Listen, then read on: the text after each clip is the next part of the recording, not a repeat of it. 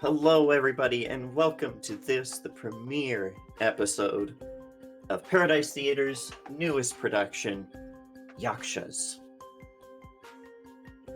Now, my players know their characters, they know each other a little bit, but I want to start this by doing a few scenes to get everybody titillated on the past of our brave Yaksha pilots. So, I think I'm actually going to start with you, Frank, because you were the first person to join this company of these four. Yes. So, Frank, you and Mur have been on the run for a long time. Years. Mm-hmm. You've been bouncing all over the continental North America, doing anything you can to get the chefs you need to get by. You've taken jobs that were good, you've taken jobs that were bad, but the one you took most recently, it went bad. You're about 2 hours out of any civilized place up in the Rockies. Snow's coming down hard. You can feel the cold sting coming through the broken windshield of the cockpit that you're in. Bits of glass are getting dragged behind you like a little breadcrumb trail. The ogre's busted. It's barely able to walk. Smoke's coming off of it in places. You can hear the gears grinding in its legs as it drags them behind. And it's dark. It got dark hours ago. It's the middle of winter in the Rockies. Mur's drifting in and out of consciousness. He got a what seemed like a glancing wound during this job where you guys took on a bunch of raiders that were harassing a small town up in the Rockies. But it's gotten bad within the last few hours, and he's barely holding on, it seems like. And all you can really do is start trudging down this mountain path. What's going through Frank's mind? Oh, Frank, first of all, has opened the reactor core to the point where the Genghis's extreme heat, which is probably just like very dulled at this point if the mech is super damaged, is like leaking into the cockpit. So he's in between like incredibly cold from the front and incredibly hot from the back. And he's just like as he's walking down the path, he's like, "Come on, stay with me, kid. You're the fucking doctor here. Hey, if I get shot, you're gonna patch me up, right?" Like, sort of thing, just saying whatever he can just to like try and keep Murr in consciousness. And occasionally he'll open his eyes and they're real glazed over and he'll mumble something out. And as you're going along, the heat's starting to dissipate more and more, and Bitchin' Betty in your cockpit comes online. She's like, "Reactor shielding cracked. Starting emergency shutdown sequence." Oh Christ. And just like Frank is like punching it as much as he can down this hill. And you can hear the reactor whirring down, the ogre shutting itself off to not cook the both of you with exposure to a active thorium reactor. Yeah, Frank at this point, as like a last ditch, finds the most smoothly sloped area and basically hurls the ogre down it, like to where it's like sliding down the snow so he can get as much distance towards his target as possible. Yeah, and you slide your way down. You can hear like the snow crunching, rocks smashing underneath the heavy weight of this, what would you say, 10, 15 ton machine? Oh, for sure. This was a construction machine before this, so it's heavy as fuck. Yeah, it's splintered rocks underneath it. The snow is keeping it sliding until you get down to the hill. And then you hear that awful sound that you've heard a few times when the ogre's overheated, where it shuts itself down. Just this. Yeah. All the lights flicker off in the cockpit. Frank kicks the console a few times and just resigns himself and goes, "Shit!" Takes off of his coat and he puts it on Murr and just crams himself and Murr into the back of the cockpit to get whatever's heat left off of the now dead reactor. And it gets real quiet when it snows, especially up in the mountains. Most animals go to hunker to ground. They don't want to be out in the snow. It's cold even for them. But every now and then you hear this rhythmic crunching through the snow, just trump, trump, trump, trump, trump. Yeah, Frank pulls out his sawed-off shotgun because he doesn't know what it is, but it's probably not friendly out here. So he's got his shotgun and he's huddling with Murr kind of in the back of his cockpit. Yeah, and the crunches get closer. And as it does, eventually you start hearing small mechanical whirs going with each footstep. Sounds like the thing that's walking around has 6, maybe 8 legs. Yeah. Small, you would estimate, because you've been around mechs for a long time. You've been around mechanical things a long time. Oh, yeah. Definitely not that big. This is something about the size of a large dog, maybe. But definitely mechanical. Probably able to, he's sizing it up in his head and he's like, okay, if it's got an exposed stomach plate, I might be able to pop the shotgun through. If it gets close enough for me to see it, it'll be too close to hit with the China Lake. Frank is in survival mode at this point. Mm-hmm. His sunglasses are cracked. He's probably bleeding from some shrapnel from the front of the mech's cockpit getting blown in. Oh, definitely. You can feel your heartbeat in the rhythmic throb of the cuts along your face from where the glass cut you when the windshield got blown out. Oh yeah. But after a second, the walking stops, and all you can hear is the occasional light sound of whatever it is out there venting excess heat. But then there's a blinding white light as 2 spotlights 50, 60 feet up flick on and train on the ogre. He does the classic hold his hand up against the light sort of thing and like points the shotgun underneath. He's just shaking from cold and anxiety. Yeah, and you blink against the harsh light as it comes in before you notice that as soon as your eyes adjust to it and you can actually take a moment to look, this is a massive, massive thing. Looks like a somewhere between a ship and a building rolling around on tank treads. Well, on tank treads. It's not rolling right now. It's come to a comfortable stop. And it's the front floodlights that are trained on you. Yeah, Frank slowly lowers his shotgun and pretty much in his head he's just like, all right, cool. Either I'm going to die or I'm not gonna die. That's all there is, you know.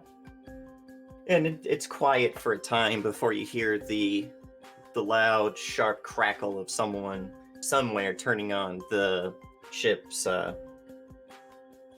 megaphone system, its AB system. Mm-hmm. And you hear this very tired-sounding woman's voice coming over. Just who are you to be on my front lawn? Frank does have a sound system. He turned it off to maintain power, but I'm sure it has like an internal battery. Mm-hmm. He clicks it on and goes, name's he kind of looks around for a second and looks back up. Name's Frank. In a little bit of a pickle here. Got me and my he looks down at Myrrh. Me and my kid, we're in a bit of a tough spot. Yeah, no. I thought that this was just some sort of party favor. And the voice gets quiet for a while. That thing yours, or did you steal it?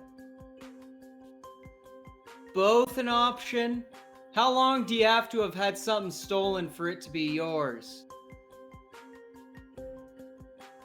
Who are you running with?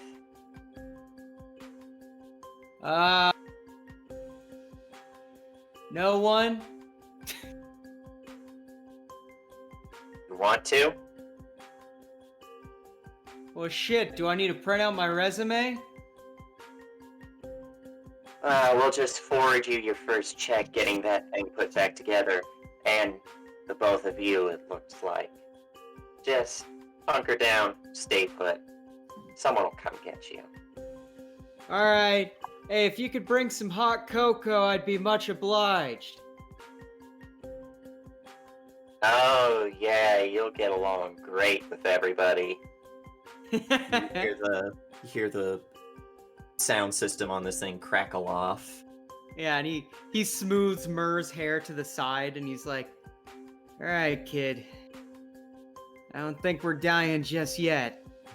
I guess you're a pain in the ass for a little longer, ain't you? And I died an hour later of hypothermia. He's already died of blood loss. Yeah.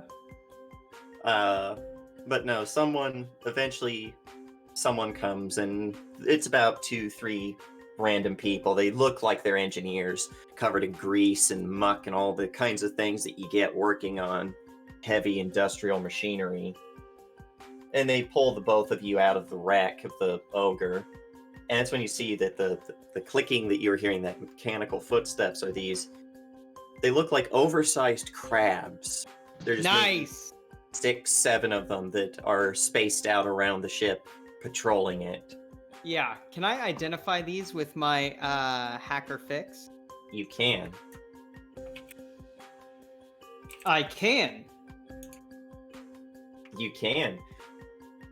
These are called Karkanos. They are meant to look like a crab, and they are automated defense drones. Usually you'll see them set up around prisons, fuel dumps, anywhere that needs a lot of protection from people who might want to steal things. They have underslung Vulcan cannons on their Nice. chassis. Damn. Yeah, maybe Frank gets out, like he gets a hand out, and they start to pull Murr out. And he kind of gently pushes one to the side and grabs Murr in his arms, and we get like a full shot of Frank and what he looks like. And you kind of get like this look of just like, he's wearing like torn jeans and like combat boots. His big fucking bomber jacket is covering Murr, leaving him in just like a kind of ratty band tee. It's probably a Def Leppard tee. He's got cracked sunglasses, graying hair, and a beard, and like a slight kind of pot belly sort of thing. And he just looks mean. You know what I mean? Like his face is hard. He's seen some shit. And he's like, I think we can walk. You want to give us some directions? Yeah, and they're like, yeah, just head back that way. We got the back ramp open, leads into the mech bay. Yeah. You're going to want to get inside. There's an elevator directly to the right. Go up to the... Which deck was it? I should know this. This is my game. Yeah, go up to deck 2. There's a hospital ward on the left side. You go about halfway down. Can't miss it. Big red cross. Yeah, and Frank, for his part, is doing his absolute best to keep anything that might be a little bit dangerous for them to see on Murr covered in the jacket, Mm-hmm. And he just nods and goes, much obliged. Careful with the ogre. That's a piece of genuine, impressive engineering from yours truly. He just starts trudging towards the thing. Yeah, you hear, like, they're starting to, like, look it over and try and see what field repairs they have to do to get it up and running. Yeah. One of them's near the crane arm, inspecting it, trying to look it over and saying, hunk of junk. Ah! Like, right as he calls it a hunk of junk, a spark jumps off of the exposed electrical wiring. Oh, yeah.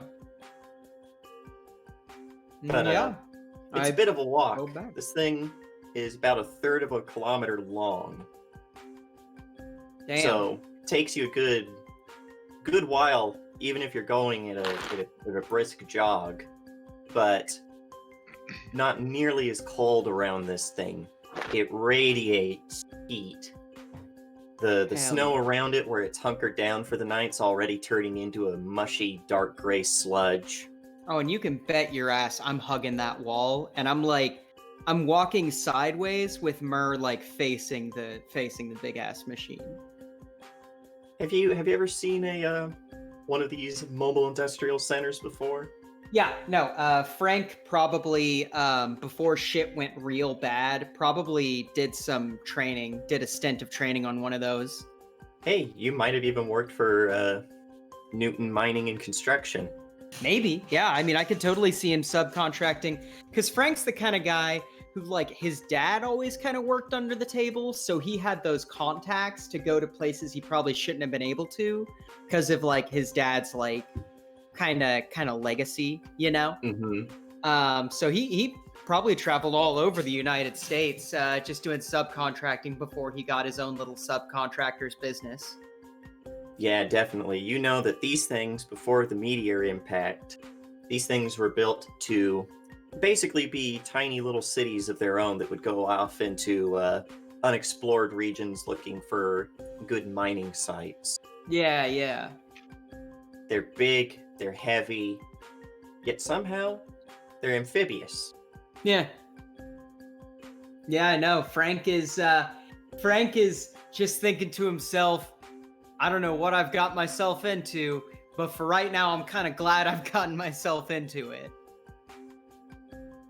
You get to the ramp in the back, big ramp. Easily, the ogre 3, 4, maybe even 5 across could walk down it. Yeah. The beam of this thing's about, you estimate somewhere around 70 meters. Yeah. So it's a big honking ship. Mm-hmm. But almost looking comically small, like a little toy soldier at the top of it is a woman in a business suit with long swallowtails to it. Mm. You can already tell just from her silhouette, she keeps her hair cropped, nice and short and pulled back into a bun. And she's missing on her left side, her arm from just above the elbow down. But as you approach and you see her, not an older woman. She's easily maybe in her 30s, mid 30s, late 30s. Has a very hard look to her, and she nods to you and she's like, "Oh, better looking at you without the spotlights." He shoots up a cheeky grin and is like, "Is that a flirt, miss?" Hargrave, May Hargrave, captain of the Calliope. I always thought it was pronounced Calliope. Yeah, at first she gets this look where she's like, "Oh, Jesus," and then she realizes it's a joke. Yeah. And she's like, "I won't keep you from getting him to the medical ward, but let's talk contracts when you're done." Frank says, "Lady, talking contracts is kind of the thing I do best." And nods and just keeps going. And we cut off as May Hargrave turns and watches you leave with the loud sound of whirring as the ramp starts to pull itself back up. Mm-mm. All right. Computer King. Sassy. Yeah. Which one Yes? of you wants to go first? Doesn't matter. I'll go for it? first. Oh, okay, perfect. All right. All right, John. Hey James, It's I got a question been- for you. Yes. Sorry, I was late on the mute. You got any music for us? Not right now. Okay. How dare you? But yeah, it's been a while, John. You've been doing a lot of different contracts, slowly working yourself either west or east, whichever you prefer, across the continental United States, or what used to be the United States, back when it was one big whole country. And remind me again, how old is John? Probably about 22. So you remember vaguely that there used to be a United States, but you don't remember a world before the meteor hit. So you never saw it in its glory days, as it were. But you've been doing different contracting jobs, and people have been really using the fact that you got a lot of muscle. You seem to know how to use it. You seem to know how to tell people what to do. And right now you've been working refurbishing job, Hoover Dam. Where do we find John working on Hoover Dam? Probably right next to the foreman, screaming anything he screams at people to do until he screams at John to do something, and then he goes off to get the huge wrench and work on some of the bolts that are loose. Definitely, and it's one of the harder days. You guys have done a lot of the refurbishing on the interior of the dam, the part that, civilians don't usually see, the turbines and everything like that. But now you're working on the outside. So you've got people strapped down on harnesses, trying to patch cracks, things like that. And foreman, shorter man, definitely has a case of short man syndrome. Balding little pate, big ol' bushy mustache and beard, chomping on a cigar in the middle of work. Don't tell the boss. Nudges you and he's like, "Hey, John, I need you to go down there about halfway. We got one of those big old walkers. I'm gonna need you to get me as much rebar as you can carry and bring it back. Okay?" All right, boss. I'll get right on it. All right. Take the little one. He points to, you guys have some ATVs that you've been using to get back and forth across the work site. He's pointing to the little one of the two.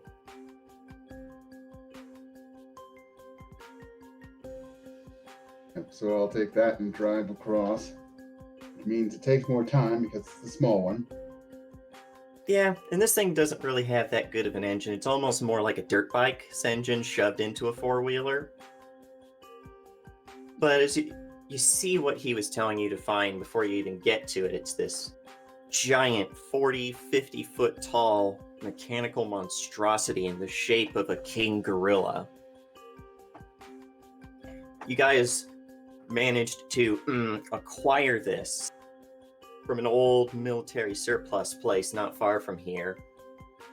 And they've either stripped what they can of the weapon systems or just taken them offline. They've neutered the NHP in this thing. But it's a giant mechanical gorilla.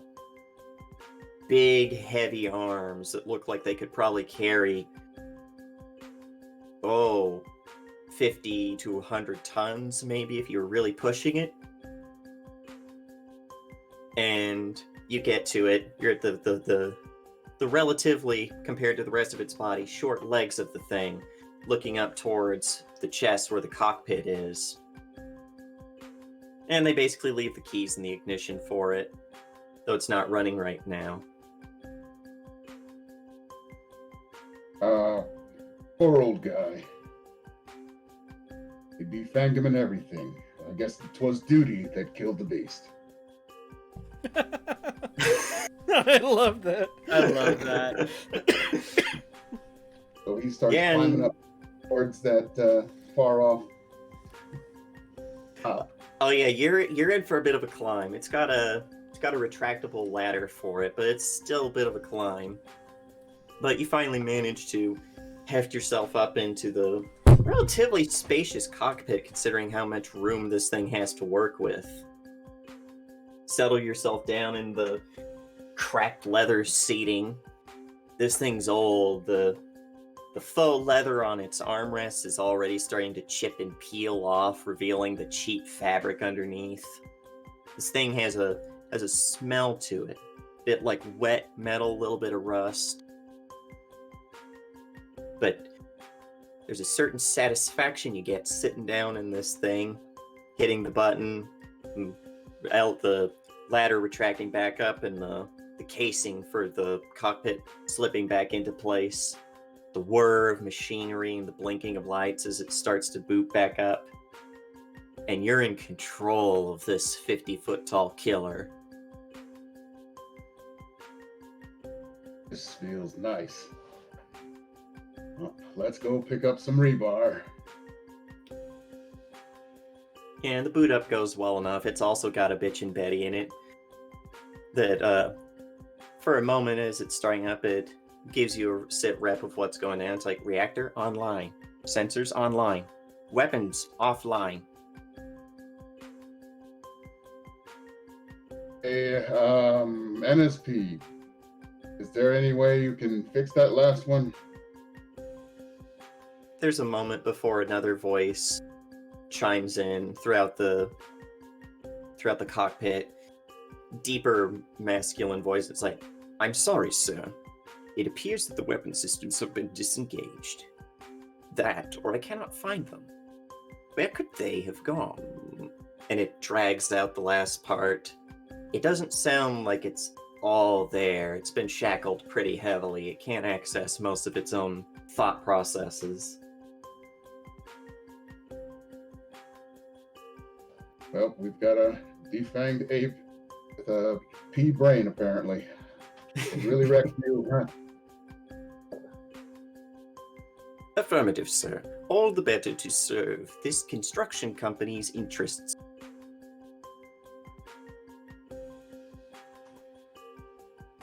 You've forgotten that you should have your own interests too, huh?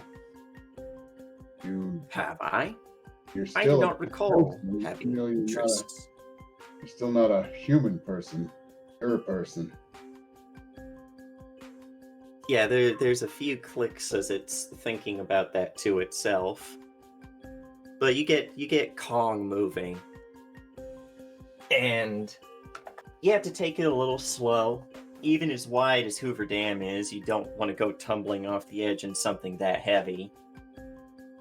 But there's a lot of big pallets, big pallets of rebar bars that have been set aside for getting in and really working on the structure of the dam. I start stacking them. Carrying later. See how much I can get this bad boy to lift. Oh, you can get it to lift pretty heavy. You still need one of its big arms to kind of knuckle walk its way across, but it could scoop up easily 10 or 11 of these heavy pallets up, keeping them secure under its big arm. This is work that would take all day, maybe even 2 days, for people working like little bees.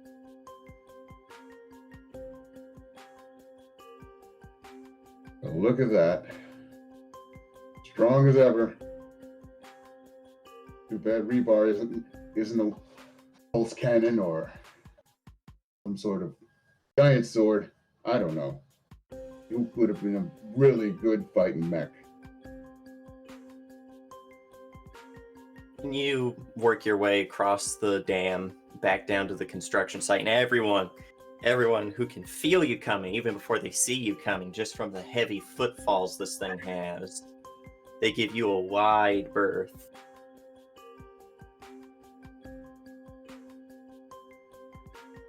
But you get back to the site, settle down all this rebar, and the foreman clicks on his little walkie-talkie he's got that can link up to the old sound system in the Kong, and his voice comes on over it. He's like, "Hey, big boy, got another job for you if you want to keep playing soldier. Told the people that we wanted to shut down this place until we were done for construction. It's some jagoff over there's got a fucking... I don't know, it's like a boat. And they're wanting to come across. You go and, like, scare them off or something?" You got it, boss. Heading over.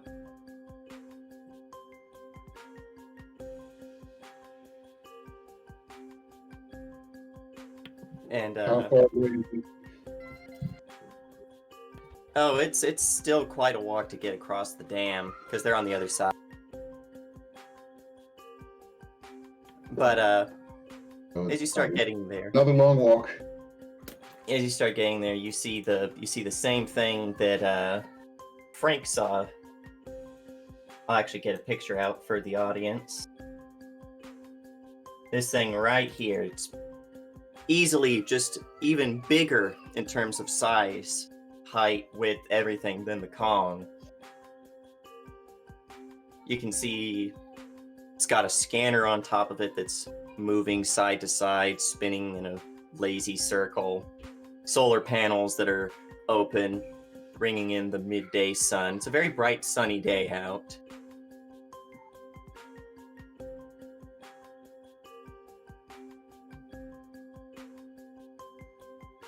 Oh, would you look at that? Something traveling around that's bigger than this boy. He knuckles his way on over towards it. Yeah, and Frank, Yeah. it's been about 3-4 months since you and Murr ended up joining up with this group. Yeah. Still don't have a name for it yet, Yeah. but you're up on the bridge with May. She's looking out and she sees this. She's like, "Huh, did you look at that? They're sending monkeys to deal with us." Is that what I think that is? Big, hulking military monstrosity made to look like the biggest of the primates. Huh. Either the army that put this thing together had a great sense of humor, or I don't even know what the fucking alternative is. Yeah, well, you mind going out there and saying something in our stead? I know that thing looks like it could pick up the ogre and peel it like a banana, but Yeah, they might both be yellow, but the ogre's a bit tougher than your average spice. Fun fact, you know bananas are spices technically? She's not listening. Yeah, she just doesn't care at this point. Frank knows that face and is just like, whatever. And goes down to the fucking ogre. So, John, you're knuckle walking your way across, and you can't really see the back of this thing, but you can hear that it drops some sort of landing ramp. And describe the ogre for us. Oh as yeah, it comes, so turns the corner. yeah, so the ogre is a pretty big, not as big as your boy, your what is that, a Barbosa or Barbarossa? Yeah. Yeah, Yeah, not as big as not as big as the Barbarossa, but still a pretty sizable mech. It is a converted load lifter / crane unit where the crane has been replaced with some sort of experimental rocket launcher, and the thing is just coated in shit like a stop sign welded and bolted on here, or like the back of it has wide load, like a wide load sign that's been bolted on.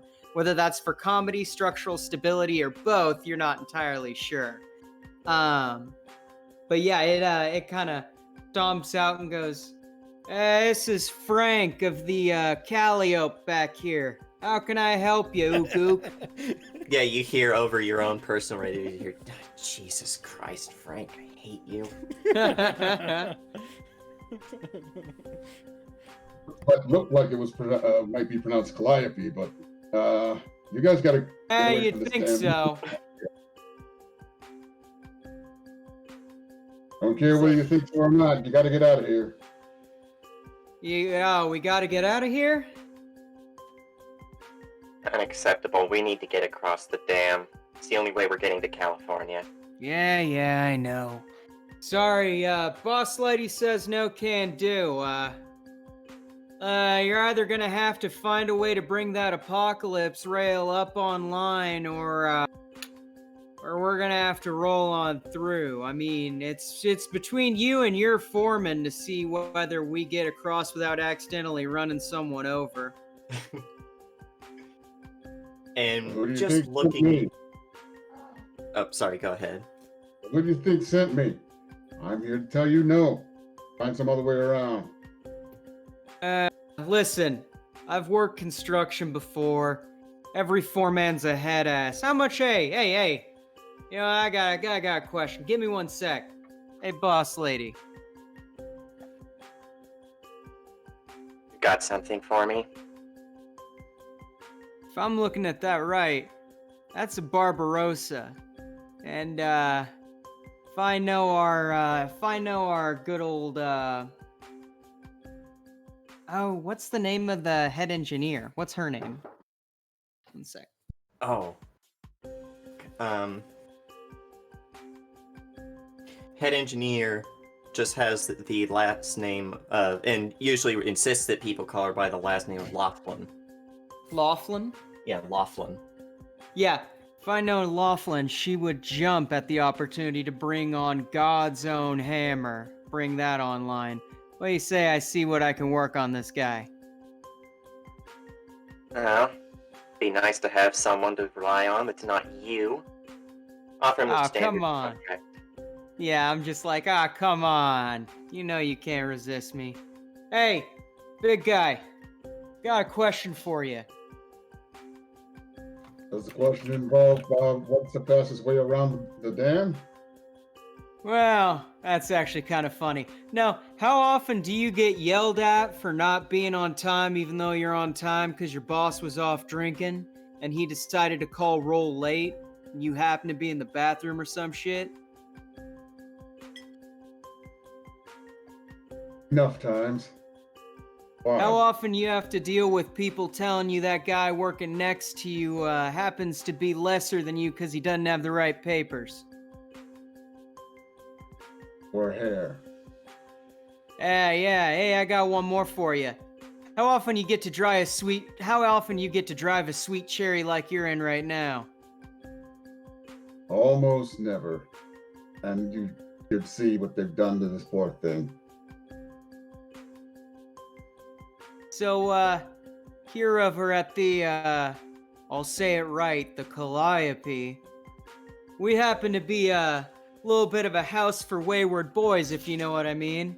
And, honestly, you strike me as the kind of guy who seems a little bit bored with, telling people like us to fuck off of literally the Hoover Dam. I'd say you're right. You know, pirates happen to get a share of the booty and not just a percentage. How'd you like to get in on a share of some contract work and, commit a little bit of larceny at the same time at the moment? I don't know about the larceny, but I'd like to keep this mech for my own. And You it's know, huge, boss... Oh, go ahead. I mean, it's huge, it's strong. It's just been declawed, defanged, and domesticated. Yeah. I don't Yeah. want to be like that.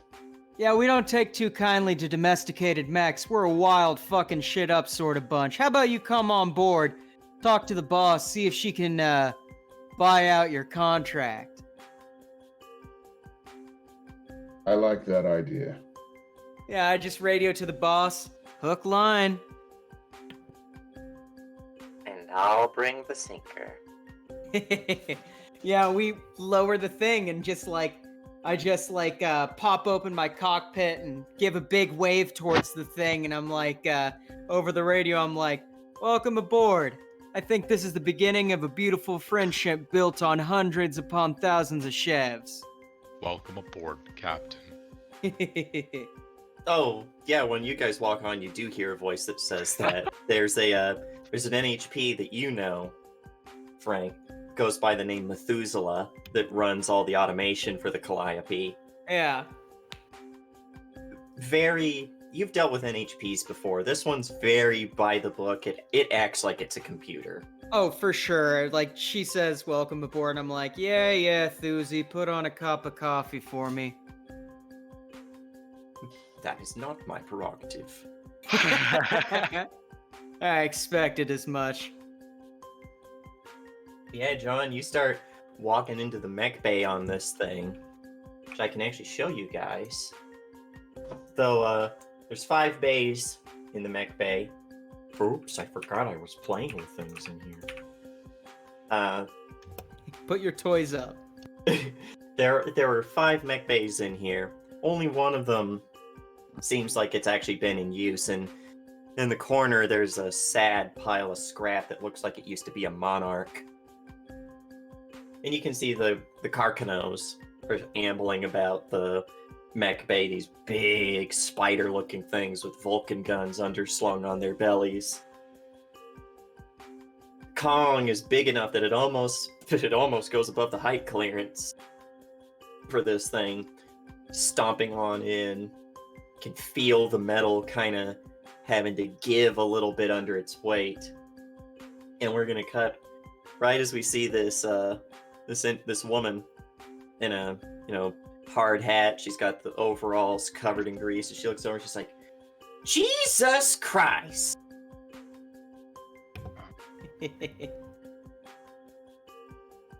All right, Hunter, are you ready? Huh? Oh, is that me? That's me, yeah.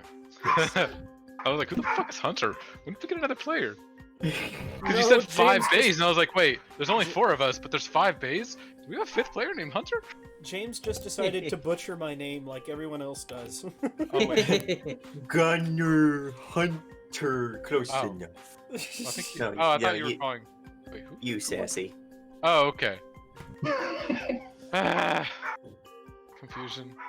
Okay, sorry, I got a dog barking loudly. Yeah, I'm here, though. Yeah, I'm here. So how long have you been working with Komet on this NHP project of theirs? Who's Komet again? That's a good question. That's a thing that most people can't really answer. Some people say that Komet's a band of cyber terrorists. Some say they're just a bunch of very tech-savvy inventors. Some say they're just a bunch of script kiddies with a bit too much of an ego trip on them. There's a lot of different cells of it all across the world, and each one has its own brain, has its own way of going about things. Is this But- during the time when I'm like working with them on the NHP and it's Yes, this is Oh. while you're working with the NHP. not? Yeah, it's probably been close to a year. Like it was probably like it's taken us a year. I've been mainly just doing fucking not repairs as much as just maintenance. Yeah, they hired you on basically like an over-glorified janitor. Though another one of your duties was to keep the NHP set, entertained, to talk to it. Right. And it's the start of your day. You go downtown like you always do, find the little rundown gas station. You go in, guy behind the counter, it's an old man, wrinkled, almost bald, doesn't seem to really pay you any attention. Go back through one of the back doors, and you find on one side looks like it used to be an elevator, but if you looked in through the fact that it has no doors, not only is there no elevator within the elevator shaft, there's not even the cords for it, it's just a straight drop down. So unfortunately for you, you've got about 20 flights of stairs you need to get down. Yeah, but I'm used to it, aren't I? Yeah. And as you get down, it gets cold. There's server farms down here. There's all of this stuff that's housing the NHP's core. All sorts of technological stuff that generates a lot of heat and needs a lot of coolant flowing in order to keep it from overheating. Oh yeah, he's got a By the thermos of time- hot coffee. By the time you get down to the bottom, to the nest where they keep set, it's easily freezing temperatures. Oh yeah, and I've bundled up for that, and I've got a thermos of hot coffee. So I'm just, it's a normal day, so I just walk right in. Yeah, the door slides out of the way, and inside Set's nest, it's mostly bare. It's just a simple white room. But you know that the walls have all been fit with hollow projectors so that Set can project itself in a form if it wants. And it usually does. Pick something new every day. And today, he's taken on the form of what appears to be an octagon in the center, with 4 spokes that come off like the arms of a galaxy. Smaller shapes that get bigger as they come up to the octagon 4, 5, 6, 7 sides than the octagon itself. And there's some classical music playing. I'm not sure if you're into classical that much to immediately recognize who it is. Not recognize it, but it probably happens. So he just, he's gotten used to it. It's like when you're forced to listen to country music driving along roads all the time. Well, then you would recognize that this is Bach. And Set's avatar is humming to itself as it sort of floats aimlessly about the room. Good morning, Set. Good morning. Even though he knows Set doesn't sleep, he's just like, you sleep well? I do not sleep. Too curious about music. And what'd you discover this time? Music is like programming. Every space within a music composition either has a note or does not. Every piece of code either has a 1 or a 0. The music is as much what is not said, what is not heard, as what is heard.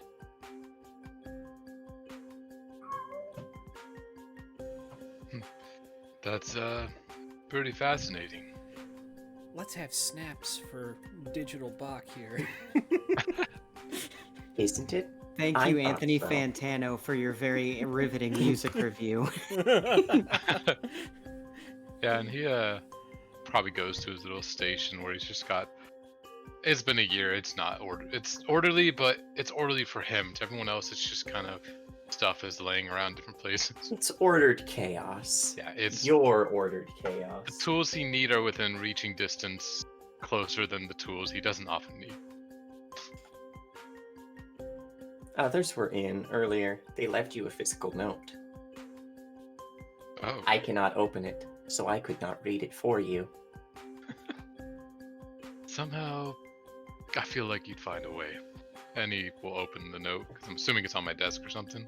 Yeah, it's just basically a piece of paper that they folded a few times and used a bit of just scotch tape to keep it sealed. A love letter. It's literally his Okay. thought as he's opening it.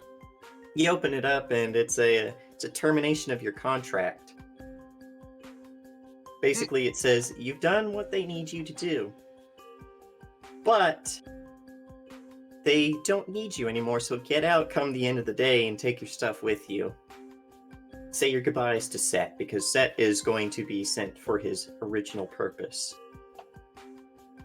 Do I know that? What it is? I mean, Set's basically made to be a advanced form of cyber terrorism. right? Okay. They were going to basically put him into use him as an infectious program to corrupt bank data. Ah. Yeah. So I'm just like, well, Set. Looks like I'm fired. The music stops and the octagon galaxy thing, this assortment of geometric shapes, stops. And then it just reverts to like a three-dimensional diamond, almost like a D8, and just floats there. And you know that this is when Set's upset, they regress back to a simple yes-no program. Oh. You okay, buddy? The diamond floats for a second before it turns into a red starburst. It says, no. It's a child. Uh. He thinks for a moment, looks around, because I like to assume he like I said, I think I put in the backstory. He never really got paid. Like they covered his expenses, but there was no actual pay for this. Yeah, they put you up in a decent enough apartment in the Right. gentrified part of downtown. Yeah. But he's just like, yeah, he probably his first reaction is kind of see like, there's nothing really here that's worth taking because it's a pretty clean room other than his own supplies. Take the pens. Those aren't your Oh. pens. Oh, those are already being packed into his little toolbox. Still leaving Oh, stuff yeah. out so he can work, but Always rob the place you work if you're getting fired. Duh. Not like rob, but like take the shit that the they're petty not gonna. shit. Yeah, exactly. Take They the have scissors, hundreds of take this. the paper clips. Pull Yeah, the it's just pull the toner inconvenient. cartridges out of the printer. Oh, that's mean. Slightly, just enough to make it an error, but they can't tell by just opening it. Yeah. The printer not working. Well, maybe you should have fired your IT guy. I'm trying to think of what he would ask. Yeah, he kind of pauses for a moment. Is there like a data port area? There's another room attached to the nest, which is the central server that houses Set's core, basically his brain. Because I have really high invent / create. So he's been working on something. Originally, it was to just see if Set could copy himself and like a version of himself, because he grew attached to Set or themselves. He grew attached to Set and kind of, but then he looks around. He's just like, how would you feel about a good old-fashioned breakout? There's a moment before Set takes on a very cuboid human face and has become Andros from Star Fox. That's the first thing that popped in my head. Start shooting squares at you. No, it nods its flat polygonal face. I would appreciate that. I do not wish to leave you. Okay. Let's see. Do you know if you can create like a fake of yourself? Something that will respond? Things like that? I can create a purposely damaged flash copy. A clone of myself that will degrade over time. They will simply believe that I have broken down due to becoming too complex in my coding. Perfect. Alright, second question. He's like looking around, like looking out the door. It's like, can you open the door to your server room? There's a quiet moment for you hear a little ping, and then the door sliding open. This cold mist leaving it. It's a bitter cold room in there. He unscrews the bottom of his thermos, and it comes off, and at that point you can tell half the thermos was actually a container of coffee, and the other half had been altered to where it's kind of like a large, well, whatever the current time frame of a storage system that's not USB, it's a lot bigger. Essentially like an SSD drive. That's what he's been working on for the last year. Well, half year since he made this decision. And I have a question for you. Shoot. Isn't this wrong to steal? Is it wrong to separate us? It is. But this wrong is and you can tell that it's got a very childlike understanding of morality, and it's trying to piece together how this is right. Seth, think of it this way. You don't want to go. I do not. And as a being with your own wishes and wills, you should have final say in what you do. So if you don't want to go with them, this isn't stealing. This is you choosing to leave. Does this not defy my original purpose? Your original purpose is to be yourself. Anything they've tried to put on you is their own definition of what they want. This is why I like you. And I've grown attached to you too, buddy. He's gonna go in there and find the little entry port. And you basically find, after a moment, Set's avatar disappears, and the room goes dark, as it usually does when Set has withdrawn into the core. And there's almost like an SD card, bigger, a little bit bigger, a little bit wider. But after a second, it clicks and pops out of one of the machines. Oh. There's still enough room. He can remove the one that he had in the thermos and yeah, actually remove the one he had in thermos, take the one that Seth just provided, put the new one in. So it looks like switching SD cards on the phones. And he'll put that into the container, and the container is actually hooked up to, doesn't have hologram systems, but it has a simplistic sound system that he can wire to some earbuds if he needs to, which he probably will. You do that, and there's a moment before Set sighs and is like, I dislike moving between containers. It's like trying to fit your brain in someone else's skull. Yeah, no, Sin actually shudders at that, and he's like, ooh, that's a terrible feeling. I'm sorry about that. We'll get you a more permanent body as soon as possible. On that topic, I've thought more on our discussions about Legion. Yeah? Proceed to sub-basement 2. You got it. You have to run up a lot of steps to get to sub basement 2. 'Cause you were down on sub basement 19. This is payback. All right. But you get up there, and there's a very basic frame to a mech that's knelt down, its head open, where you would fit yourself in for its cockpit. So we're that's gonna be you, huh? I would prefer it. It's much bigger and does not burn of coffee. Right. I love that. Yeah, we'll climb on in and find where he can put the SD card.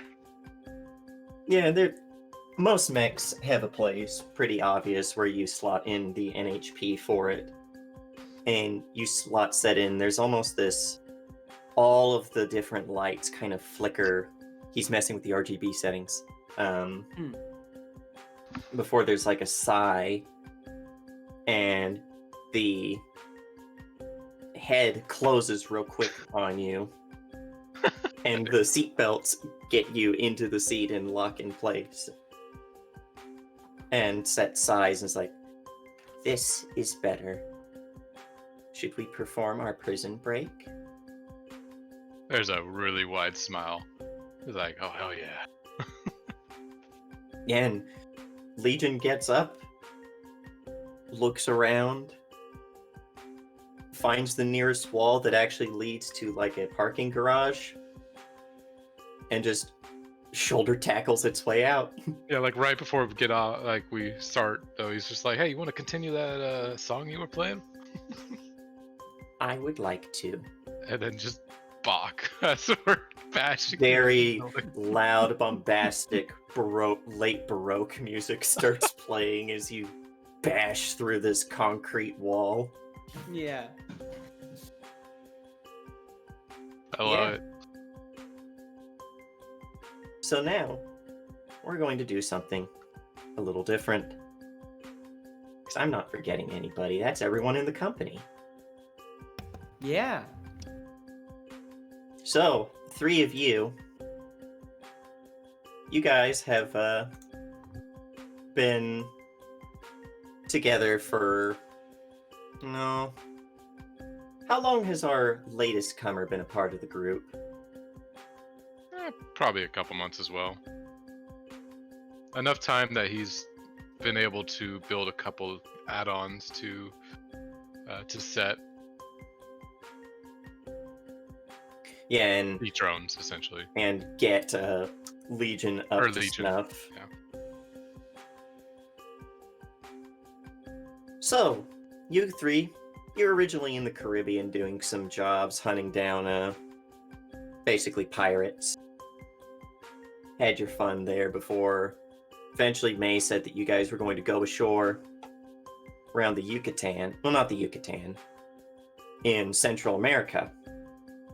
And produced for all of you a contract that had been put out as sort of like a general bounty by the governments of Guatemala and Belize, talking about this border war that's been going on between different cartels in Belize and Guatemala. One of them basically controls the drug trade going from South America to North America, but wants to muscle in on the overseas stuff. The other one controls the overseas stuff and wants to muscle in on the terrestrial stuff. They've basically turned everything into a shit show nightmare hellhole. And they're paying handsomely to go in and fix the problem for them. 1 million woolongs. 1 million wulong? This is like, it's probably like close to 1 million chevrons ahead. Wow. How much is a chev compared to a normal modern day American dollar? It's about a dime. About a dime? Okay. Okay, so 1 million is pretty good. It's about 10K? It's about $100,000. Yeah, 100,000. 100K? Well, if it, no, you're right, because dime instead of penny. Yeah, 100K for head. Wow. Yeah, Frank is smelling money. Well, it's 100K if you're killing their mech pilots. Yeah. They're not Yakshas like all of you. No, yeah. But, yeah, you guys have come ashore not too long ago. The Calliope has had a horrible time trying to get through the rainforest. It's a big fucking boat. What do you expect? It is not. It is straight up not having a good time. We have Frank, someone with a flamethrower. yeah, I was about to say Frank and several other people have been leading the Calliope with thermal weaponry, burning down the area in front of it so it can break through it, and it still chugs. My God. Mostly because the soil is so constantly moist and wet and saturated with water that this thing is Moist. There have been several times where, like, for a week, the Calliope has gotten itself stuck in a riverbed. She's moving like a pig, but she'll get there. And you guys ended up stopping outside of this really small town. But it's got a bar there, a Yaksha bar, actually, called Nothing for Miles. Because it is the Yeah. only bar for Miles. Oh, yeah. And, Frank definitely wants to wet his whistle. And Hargrave has basically told you guys to go in, play nice, because you guys have gotten into combat with the cartels once. You guys had another guy, a local from Guatemala with you, had his own mech that he stole, named Montoya. You guys went to fight the cartels, and you walked into a trap, and he ended up getting cored. Yeah. And you guys didn't even have time to, couldn't even save the metal. Couldn't save the meat, couldn't save the metal. Yeah. So that was about a couple weeks ago. How have you guys been handling that? You hadn't known him too long, Way of the road. but he was a good fourth. Yeah. Damn shame. Yeah. Sin has a very militaristic feel. He lost his parents when he was 10 because I was looking back at the history and I was like, because I had already decided he's like 35, and that means the meteor hit when he was 10. So his parents were very likely some of the casualties. Yeah, the current, well, actually, this current time is 2036.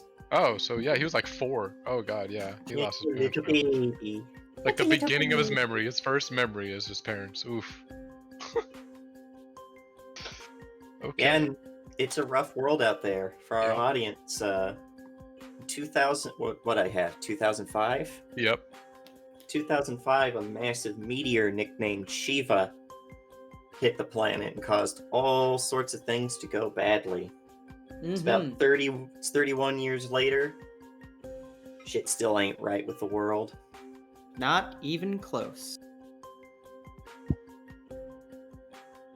Yeah, the Calliope's parked a couple miles out of town, nestled into the rainforest to keep itself hidden as something its size can be.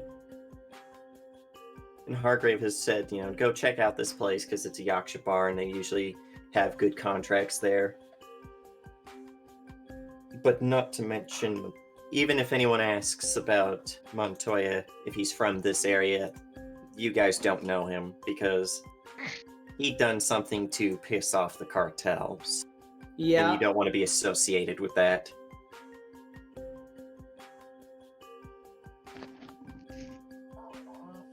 Yeah. Yeah. How Yeah, does you How does John feel about losing a guy?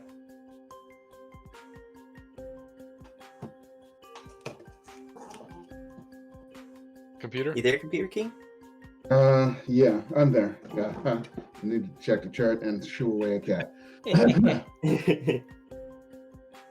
Well, he's gonna be sorely missed. He was less insubordinate than the rest of you fuckers. Oh yeah, he was a natural born killer. He was an intense young man. He wanted to kill Cartel, and he wanted to kill them bad. Hell yeah. And then he got fucking that popped makes like Frank- a watermelon. Yeah, that makes Frank a little Better bit more sad. problem, you'd solve it. Usually with heavy ordnance. Hmm.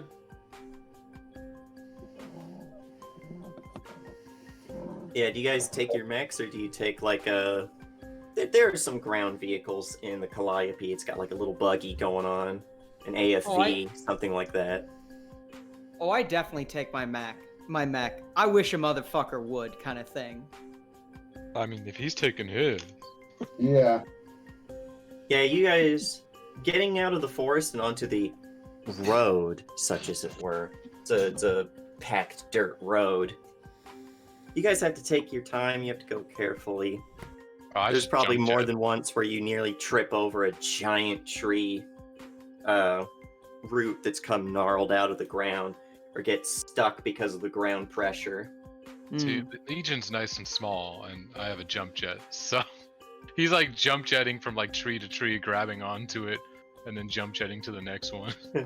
Nice and small by mech standards. You're still about 18 feet tall. Oh yeah, he's grabbing the trunks. But then and you're scaring every fucking animal in the rainforest. Oh yeah, all of us are. Kong walking through there is like Kong crunching trees. is probably knocking trees over. I'm staying ahead of him so we don't have to go around all those fallen trees. Yeah, Frank's still burning parts of the forest. It's just the easiest way to move forward. He's hitting animals that are flying away. Also, not with his flamethrower. That'd be fucking immoral. It's with his shotgun. Jesus. What? Yeah. Bam. Yeah, no, Frank is not exactly the nicest guy. He's like, oh yeah, I bet you I can hit that. Boom. Got it. That's why you're endangered. Yeah, exactly. Ooh, I ain't seen one of them blue fuckers in a while. Boom. Doubt I will anymore. Yeah. Oh, look at that one. That one's got babies. Listen, Frank is from Texas, and Frank was a hunter. This is just really fun hunting. Jesus. You guys managed to break out of the rainforest onto the packed dirt road. Slightly better ground coverage. And you get into this town. Doesn't have walls. Doesn't have much of anything. It's run by a local militia, you can tell. Basically a bunch of locals. Most of them barely more than kids or a little too old for this shit. Wandering around with cheap AKs. Yeah, people are they're not being like they're not being welcoming, but they're not being mean. Yeah. You get a few nods now and then. People are definitely respecting you guys walking around in big stompy monsters. But yeah, you guys can easily find nowhere for miles because see not a lot, maybe 4 or 5 other mechs of various sizes and makes parked outside. Sure. I say that we park up front here and walk in and wet our whistles. Yeah. You notice that one of the mechs out front is beat to shit. It actually reminds you of how bad the ogre was up in the Rockies. Yeah. It barely looks like it could move. It looks like it's about to fall over. Had a rough one, that one. Yeah, Frank's or not Frank. Wow, I was looking at your name. Yeah. Finn is like, he's like, I could use a smoke. Yeah, Legion doesn't let him smoke in the car. Of course, of course. No, like anytime you try to, Legion will just start spouting off health facts about how unhealthy smoking is. What were you gonna say, computer? How big is the beat to shit Mac? Oh, it's about this. It's probably a little bit bigger, but it's around the same size class as Legion. Okay, 18 to 20 feet tall. so kind of small. Yeah, it's easily like a third of your size. It's not the size that matters, but how you use it. So I have Colin pick it up and move it over a bit so I can fit in a parking space. Oh my god. Can you do Jeez. that with a size category 1? Yes, it's smaller than him, which means he can pick it up. Yeah, no, Frank is keeping a berth because he's like, we were told to not make trouble, so I'm gonna park on the other side of the parking lot. Yeah, I don't want Legion to get keyed by a piss off mech pilot. Yeah, you set it down. How gently do you put down this mech? I'll put it down as gently as I can, considering it's a piece of junk right now. With a shotgun to the back of the head. Yeah, you set it down, and some plates fall off of one of the legs, and it kind of almost falls down onto its side. Frank just thinks, oh great, I'm gonna have to fix that if we get caught. Like, is there oil on the ground underneath this thing, James? There's oil, there's coolant, there's brake fluid. Ooh. There's blinker There's fluid every too. kind of fluid that you can have inside of it is leaking. Oh jeez, that's not good. Yeah, Frank's gonna pop out of the ogre and be like, alright, Sin, first one's on me. Yeah, I get to use my wonderful Black Thumb rodeo. I Yeah. tell Legion to go ahead and get comfortable, and I hop out while he's like still moving. Yeah. And, I grab onto one of the drones that I've modified a little handlebar, and the drone drifts me down. That's awesome. Yeah, I've you got an hold unlit on to it cigarette in my and- mouth. You hold on to your drone, and have you guys played StarCraft? Yes. It makes sounds like a probe, just this little. God. The And then it instant I warps in a let go, pylon, and you all die. Yeah. the instant like I land, I go to light the cigarette. Yeah, I see if I can bum a cigarette off you. I don't smoke them often, but when I'm with you, I do. Oh yeah, flip one over. Oh, hell yeah. Yeah, and by the way, Mur really gets onto you for smoking. Uh-huh, that's why I don't smoke them unless I'm with Sin. I'm sure Mur has given me as many he's a bad influence talks as I have to him. No, he's basically like, you know why they call him sin? Because it's also a sin tax to buy those things. Yeah. But, yeah, no, for sure. But Mur ain't here, now is he? Nope. Indiana. You've heard the stomping of approaching mechs. You've heard one, though, that's just boom, boom. It sounds like fucking God slamming his car door every time this thing takes a step. I love that description. Hell yeah. Why would God possibly want to slam his car door unless he's He's stuck had a in real rough traffic day. somewhere? Oh, yeah. He's in that one China traffic place where it's like 64 lanes that merges into 2. Oh, yeah, God. Not even God can escape that. She's probably actually was probably right in the middle of trying to swipe something, and so yeah, that the element of surprise is probably ruined there. Yeah, like there's basically like a take a penny, leave a penny jar. Or not Yeah, jar, but like dish.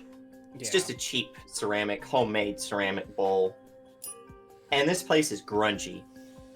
Not like that's its feel. More just, this place doesn't get a lot of customers and doesn't get a lot of business. It just can't afford to keep itself prim and proper. Right. Can you speak Spanish or Maya? Or read it? No. Yeah, you have no idea what all this shit says. It's all in Spanish and Maya. She probably did come in and it's someone, English. It's probably about all she knows. The bartender does speak English, but Okay, but yeah, that was about it. And yeah, after pretending like maybe she did buy one, like, what are you having? What's the cheapest thing you have? kind of thing. Oh, they got a watered down local. He's like, and this guy's he's on the pretty heavy set side, but he's muscular fat, if that makes sense. Yeah. Hmm. But Very, you know, very strong featured face, big, kind of big brow, bushy eyebrows, dummy bit of thing. nose hair, big meaty sausage hands. But he's like, I got this beer, made myself in my own bathtub. Gives you this little fucking shit-eating grin. Well, she would have paid for whatever the cheapest thing is, because that's all she could afford. But yeah, And it's cheap homebrew. yeah. But you know, after that, trying to do her best to not stick out like a sore thumb and failing horribly at it. Probably was in the middle of trying to steal something from somebody. Maybe maybe the take a Chev, leave a Chev thing. And after that, damn it, maybe somebody starts to look, and so she puts back the chevron, pretending like she was putting Oh, it was there probably in the first place. bartender. Yeah, He was like, hey, gringa, get your hand in that again. I'm cutting it off. she just kind of looks at him, too tired to say shit. Turns, finishes whatever was in the bottom of that cup. The dregs of bad homebrew beer. Oh, you can taste the yeast. Yeah. It's cloudy on the bottom, bud. You think they distilled it at all? No, that's bathtub booze, baby. Ugh, yeah. It's and- almost like you're trying to drink bread. Oh boy, bottled bread. They have it, says Squidward.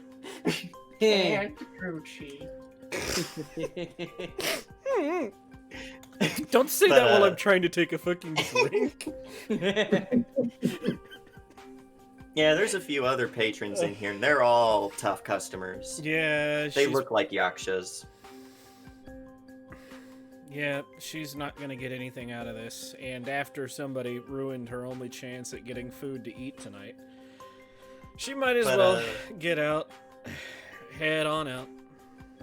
You get up to leave, and who's the first one through the door? Oh, Frank. Without a doubt. He's loudly talking to Sin right now, probably telling some stupid joke like, Accelerator, I barely know her, like as he walks in. Oh, and this place, it's also got all sorts of things that you could want for a dingy dive bar. It's got a slot machine off in one corner. Oh, hell yeah. It's got a jukebox that doesn't work in the other. Oh. It's got a torn up pool table in the center.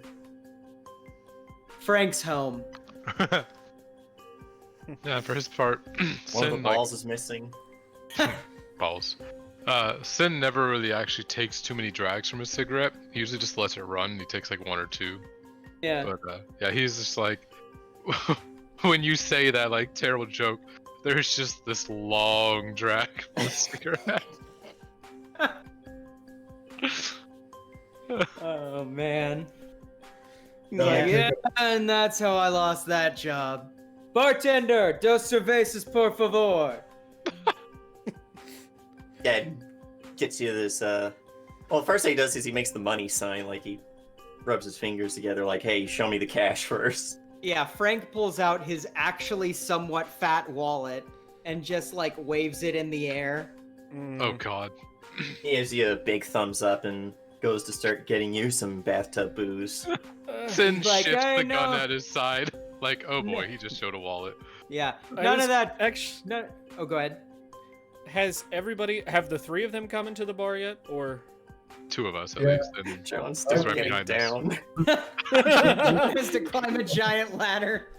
it's Oh my god, are we watching the Solid Snake animation of going down the ladder? the fucking the ladder scene. Goddamn. Yeah.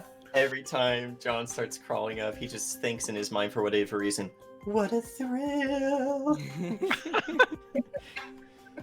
So, alright. At the very least, she's eyeing the two customers, especially the one with the fat wallet, and then probably sees you shift your gun. Actually, what am I looking at here? I was not Yeah, paying attention. describe yourselves for the lady. You want to go first or me? Yeah, Frank, for his part, looks very much Frank? like one part. Frank. You're not Frank. Oh my god! I keep looking at your name. To be frank, it's a common problem. Yeah. Sin, for his part, looks like one part mechanic, one part soldier, and one part just done with it. Equal parts soldier and done Mechanic with it. I and love done it. with it. Yeah, it's so good. And that's only because his current company. yeah. Don't get me wrong, he likes Frank, but he knows what to expect when Frank opens that mouth. yeah. But yeah, so he's wearing kind of like pretty much like what in the picture is. He's got a set of goggles on because whenever he rodeos, he has to, kind of need those. And something to hold his hair down. But it's pretty military style, laid back though. I don't know what I'm saying. Like a puffer vest? I don't know what they're called. I'm bad with the fashion. Like people. a carrier vest? Carrier vest? Like So- a thing to carry ammo? No, it's not like a fancy vest. No. Oh, it's not no, a tack no. vest? No, it's not a tack vest. No, his is more laid back. Like I said, looks more like an engineer than a soldier. It's the way he carries himself that comes across as like a soldier, and the guns. Yeah. Sidearm and rifle. But mostly just like he could easily fit in the engineering bay of the of our ship. Sure. God. I don't know if they'd notice Indiana, especially with Frank's loud ass mouth. Yeah. Frank, for his part, I've kind of already described him, but he looks about the same. He's a middle-aged Hispanic man, graying hair, graying beard, aviator sunglasses. He's wearing a bomber jacket and torn-up jeans. He's got a sawed-off shotgun proudly brandished at his side, and on his back, he's got a China Lake grenade launcher. Jesus. Mm-hmm. Homemade. Oh yeah, a homemade China Lake grenade launcher. So before he gussied it up, that thing was lucky to fire 3 of its 4-round magazine. God.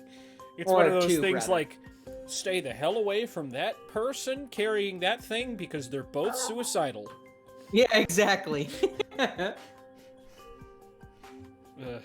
Yeah. Should I describe is- Indiana?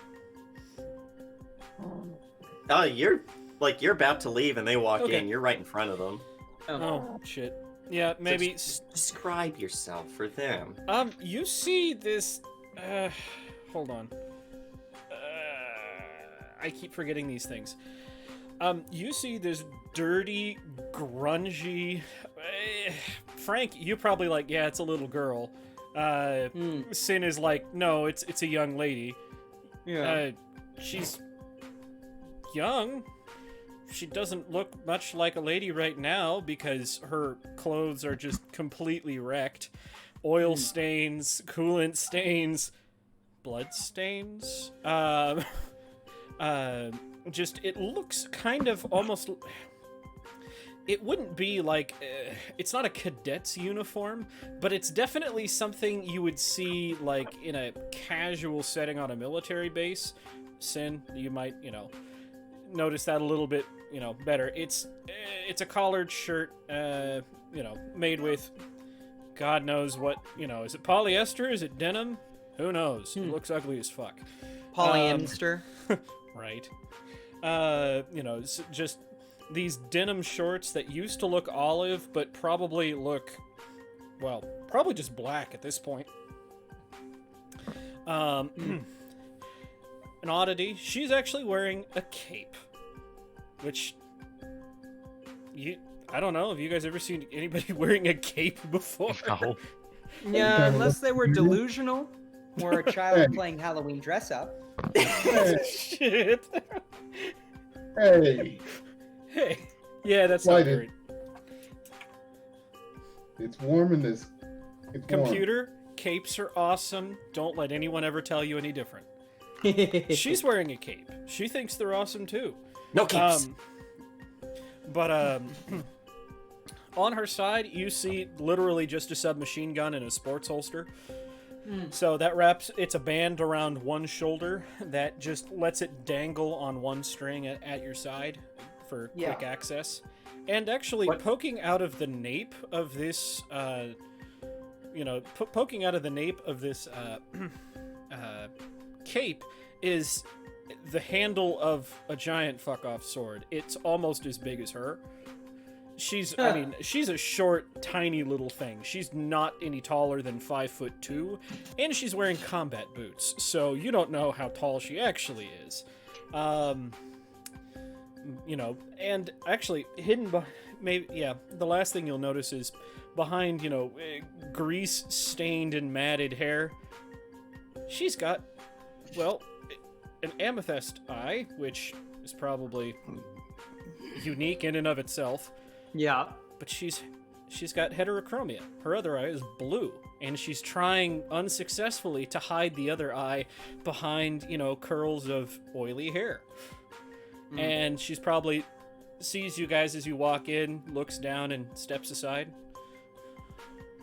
Hey. And you guys pass by, and she'll look at the wallet, look at Sin adjusting the rifle, thinking better of it, and she's gonna head out the saloon doors.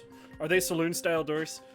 Oh, definitely. Hell yeah. One of them is barely on its bottom hinge. It's not on its top hinge no more. So, That's probably when she runs into John, who finally got down off. well, and okay, yeah, she sees, her mech just kind of, what the? And then it's in a your different mech. spot than when you left it. Some of its leg platings have fallen off, the ones that you spent like 2 days getting back in place so that you didn't get mud in its joints. And somebody climbing out of my parking spot. I'm walking away from where your parking spot is. Where your parking spot is the leg of my mech. By the way, what does John look like? I don't think I caught that.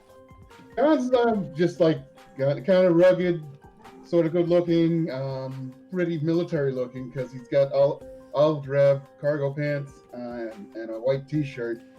Olive drab. That's the third. Also an olive drab baseball cap. Carrying looks like a modified RPG and an assault rifle. Are you guys saying I brought a sword to an RPG fight? Yes. Yes. Yes. We are saying that. Thank God this is a mech system where for some reason they think that melee tactics would ever be useful on a future battlefield. Go ahead. Hey. I'm sorry. The Blackbeard would like to differ. And he's got that 5 o'clock shadow that looks like it breaks razors. Maybe she starts to go, oh, come on, what the fuck? And then sees you hopping down and thinks better of it, and she just kind of puts her head down. Actually, probably takes the cloak and puts it back up over her face, and quietly goes over to her mech and starts trying to put plates back on the mech. That's definitely done to give a second look to the person with the cape and hood and before going in. And he'll ask the gang. Hey, Indiana what probably was pulls out what's left of her toolkit. It's like the toolkit's in like bad shape. Like there was it's bad when Go ahead. it's bad when the toolkit's bad. Well, it's like there was a 10mm socket, but it did what most 10mm sockets do and fucked off to somewhere better. It went to 10mm socket heaven, is what we call that. Pretty much. It's like she's, we've got a 9mm, a 7mm, some shit in Imperial, and then, the flathead screwdriver is no longer a screwdriver because the flathead is broken. The Phillips head is no longer a Phillips head. It's been warped into a tri-wing.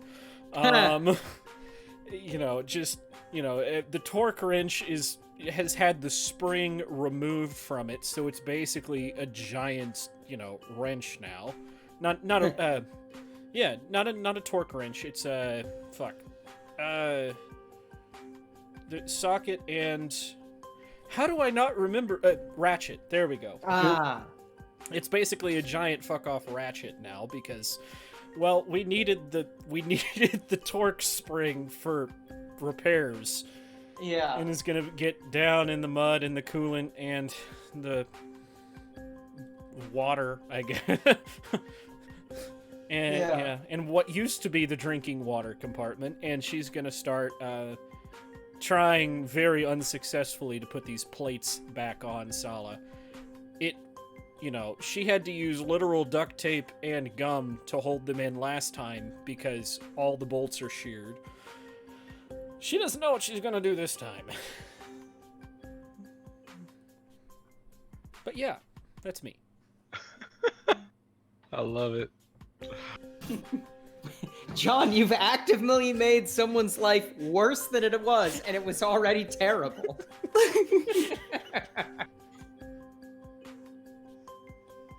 Just to make matters worse, because I think that this is perfect comedic timing. Like, right, you're like, oh, what the hell? And you go to pick up the wrench, you hear, as Sala just tilts forward, right into the ground. Uh-huh. Yeah, actually, this, I'm doing my very highly technical problem-solving skills right here, and I think this is about the time when Indiana starts to cry. Oh, no! She's Session just a 1, kid. I made a player cry. For reference, she's like 23. She's just a kid. Yeah. Ugh. Not just a kid, she's a year older than John. Oh, then you're even more of a baby boy. John just has really, really good genes. I mean, like tailor-made. Yeah. Yeah. Oh, Wait, John is almost like tailor-made he was... to be old? Oh my god, is he like, what's his face? I was never a kid, I was a scrawny man-child. Yeah, how old is Sin, by the way? Sin is 35. Oh, yeah, no, so definitely Frank is the oldest, because he's 56. How Yeah. old is John? John's 22. Jesus, alright. Yeah. He's just got those super soldier genes. Yeah, I Yeah. guess so. He looks like Chris Evans. Yeah. Yeah. Frank has... That's- Hey, oh, go The ahead. funny thing is, that's not a picture of Chris Evans, just a guy who looks a lot like him. Yeah, Frank has paid a whole 100 chevrons worth of beer for Oh my his friend. God. So $10.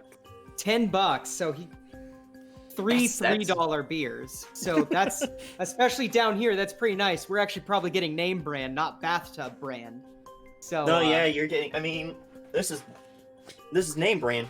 It's old. The wrappers, the wrapping's starting to peel in your hand, but this is either a Heineken or maybe it was a Modelo Negra. Oh, fuck it, I don't know. He starts drinking it. Oh, Modelo Negra. Nice. Does Yeah, Sala's like, it's face a drink. fall in front of the saloon doors? yeah, you guys hear it. Oh, I actually didn't give a description of Sala. Oh, yeah. Okay, so it's covered in what you think might have tried to be camo. Once upon a time, it had like some camouflage nets on it, and then they had bushes added to it, but all the bushes and all the green foliage is dead. And so you can pretty plainly see it caked in mud and dirt and grime and dents and bullet holes is what's supposed to be... It almost looks like a knight in full plate. It's got this, the face especially reminds you of a helmet, with dark voids where the face is supposed to be. But, it's got a shield on one arm and what looks like a bandolier of pistols. Again, once upon a time, you imagine it might have been nice and shiny and chrome, but yeah, it's just brown and covered in grease and Why is bullet everything holes. chrome? Yeah. So Yeah. that's Sala. Hearing the thunk, Frank looks over at John and is like, that wouldn't happen to be that mech that you picked up, would it? He takes a look out the door. Yeah, it would happen to be that. He pulls Lays out his down in the dirt. He pulls out his 100 chevron bill and hands it to the bartender. Sighs, grabs his beer, says, "No fucking man are these kids." And just fucking like walks out and just sees Indiana Yep, on her knees. crying. In the engine oil, crying. Sparks and smoke coming off of Sala from the impact. Now you're making yeah. me want to actually cry. Yeah, Frank, without saying a word, sets his beer on the nearest, like, solid area and just, like, pulls out his toolkit and starts to work. It's like 3D printing with his hand printer, like, little shit that, like, can, like, work as shims and that sort of thing. Oh, you find that, every panel you come across, every plate has been replaced at least once. There's not anything you're touching that hasn't been jury-rigged to hell and back. You're like, Oh, yeah. where the fuck are these screws? Oh, this Oh is my the god, ogre. did someone... Oh, I thought you were Yeah. working on the... Huh? Oh, I know what you're talking about. This is the ogre. Yeah, of course no, I have this is- screws. Yeah, well, no. Not just this is the ogre. I mean, like, this is, like, your mech is basically like the ogre in bad Oh, repair. Gotcha. Like, the ogre is the same sort of thing. Everything's patched on. So he's used to this, actually. Well, He's looking at it. You'll find shit like, did they weld a nut onto a 10mm bolt? Yeah. What the Yeah. fuck? He's actually gonna, like, after, like, a minute of fixing it, he's gonna nudge you and go, like, hey. She probably, at that probably does snap out. She stands and hand to the MP5, not drawing it, but hand on the MP5. Who? What are you? Real Did you quick do this before we tack go weld? on, Oh, shit. Okay. I need to ask something about the. Do you do the slap for the charge handle on it? Oh, God. Please tell me you do the MP5 slap. I think We we've do the already talked MP5 about slap. this. No, The so HK right slap. now she's just got her hand on the.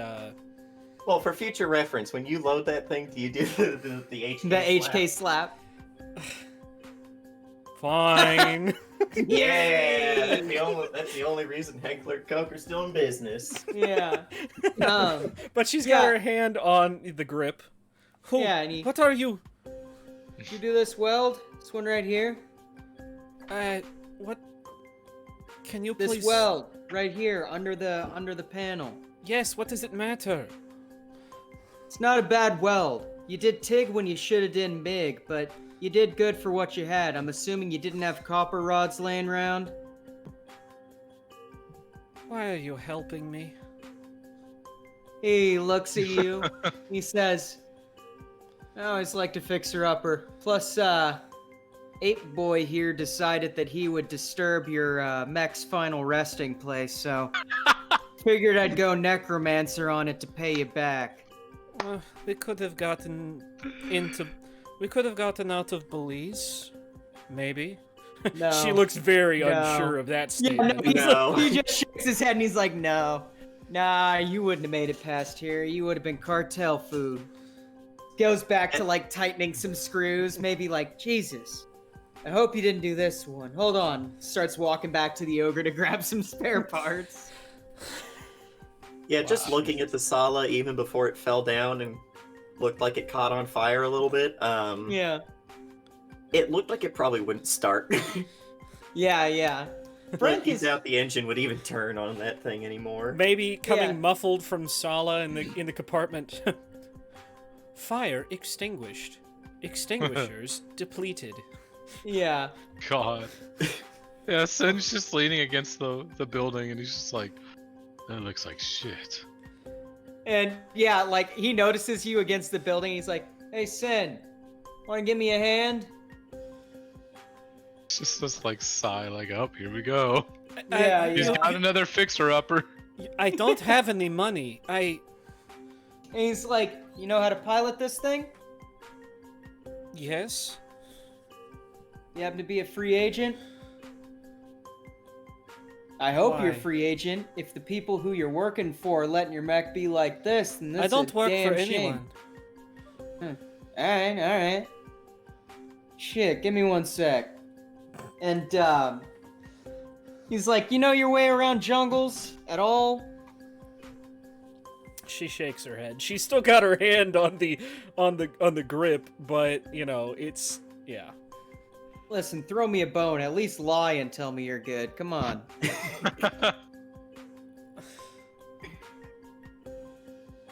Oh, for my part. Go ahead. She's got this deer in the headlights look. She has absolutely no clue how to respond in this situation. And I'm gonna roll World's Greatest Dad real quick, because Frank is doing a very dad thing of just Hell like yeah. fixing something very like. Yeah, he's not great at it. He's still working on it. Yeah, you're a little too scary right now. Like, you look like a biker dad. Yeah. Oh, for sure. I mean, Frank's got tattoos and shit. Yeah. No. Frank reaches out his hand and goes, "I'm Frank." She probably kind of looks at it like it's a dead fish.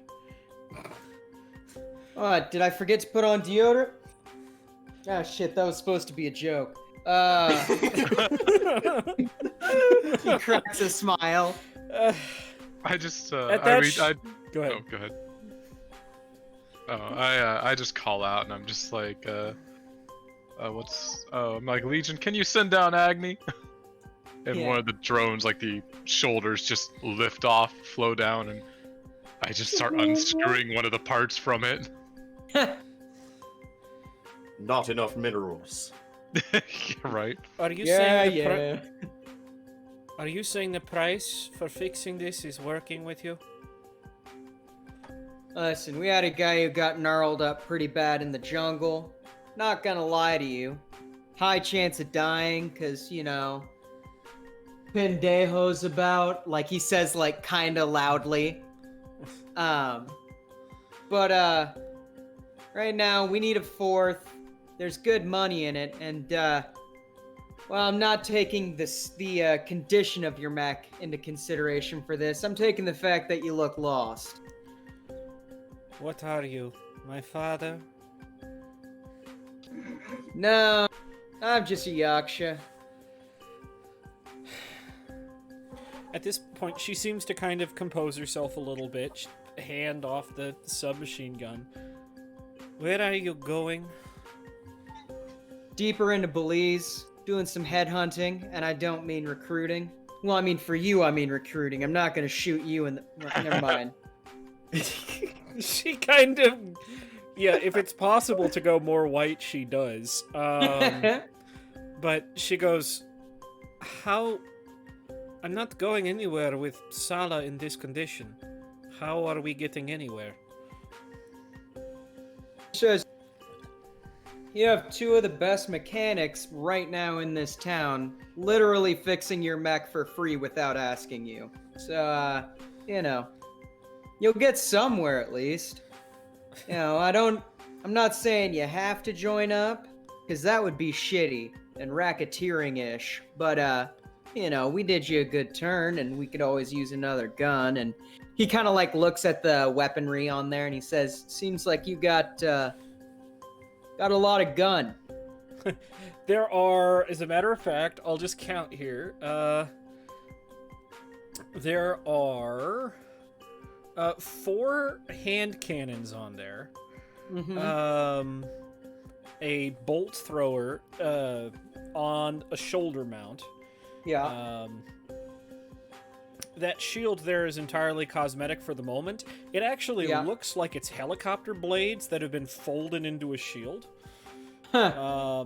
Yeah, there's obviously, it's a Raleigh, so there, you know that underneath that mud pile somewhere there's a Mjolnir in the chest. Yeah. Oh yeah. Yeah, and he's like, so let me do something real quick. How about you talk to my boss? Been a while since I seen a Raleigh and a free agent, and to be honest, the roster's feeling a little light on mid-range, if you catch me. And he immediately calls boss. Yeah, you ring, and there's a few small rings. Tell me you've got a good contract. I got something better. What was the name of the last guy, by the way? Montoya? Yeah, Montoya. Remember how Montoya got 86 in the middle of the jungle, and that's leaving us a bit of a hole in our party? Don't remind me. Well, found someone with a not so pristine Raleigh sitting around, and figured he could fill our mid-range, and they kind of owe us one. Want to give him a holler? So what you're saying is, instead of finding us something to pay us, you're finding a charity case that'll cost us. You got it, boss. You got it. I'll talk to them, but I'm not making promises. He shrugs and gives you the thing and just mouths like, I tried. Like, Right, sell me. She's not gonna be selling anyone. God, but it's probably probably goes. Who is this? My name is May Hargrave, captain of the Calliope. I happen to be a Yaksha commander. Used to be one myself. Then I lost an arm. Did you say the Calliope? As in the Leviathan class Calliope? Yeah. I used to have a lot more money than I do now. That's how I got to buy this thing.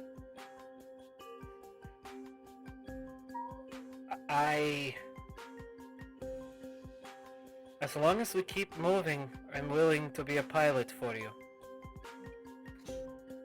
Yes, I understand that. But are you a good pilot? Because the last time someone insisted on being one of my pilots, they ended up getting craned by a 30mm round square through their forehead. You put my mech back together, I can show you just how good I am. I'm holding you to that. To be honest, Frank, you see her to make that statement. Just you see like the last ounce of backbone. Right. Yeah, what a 180. You see it takes a lot of effort to say that because she does not feel like a good pilot right now. Right. Well, I'm holding you to that. The Calliope's about 2.5 miles to the, or 2.5 kilometers to the southeast of here. We're Sala and I think can make that after repairs here. Right, well, get yourself into the bay, and then get yourself checked out. I don't want to bring any lice on board, if you know what I mean.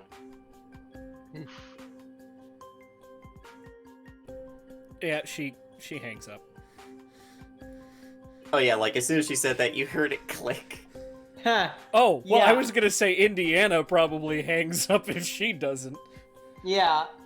That's a pretty nasty insinuation.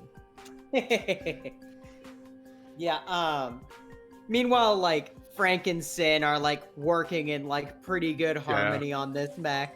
Because you know more about fixing, repairing. I'm more about inventing and creating. Oh, yeah. So, like, together we are unstoppable. Oh, for sure, because, like, definitely it'll be like, he'll be like, oh, I need a part that does this thing, and he'll be like, I bet you I can make a part that does this Right. thing. Yeah. By the way, Frank, you're just looking at this and you're like, she let oxide accumulate on the surface of the soldering iron when she did this.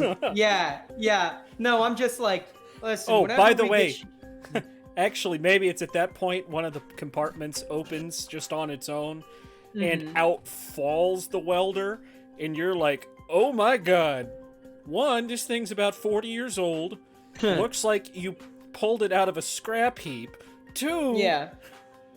you forgot to turn off the valve. Oh, it's empty. Never mind. Yeah. No, Frank holds it up and goes, this yours? Is that a hot glue gun? She says, "Look, it's from a scrapyard." Yeah, it's not anybody else's now. To the scrapyard it shall go back. And he just like tosses it against the wall of the fucking bar. That was mine.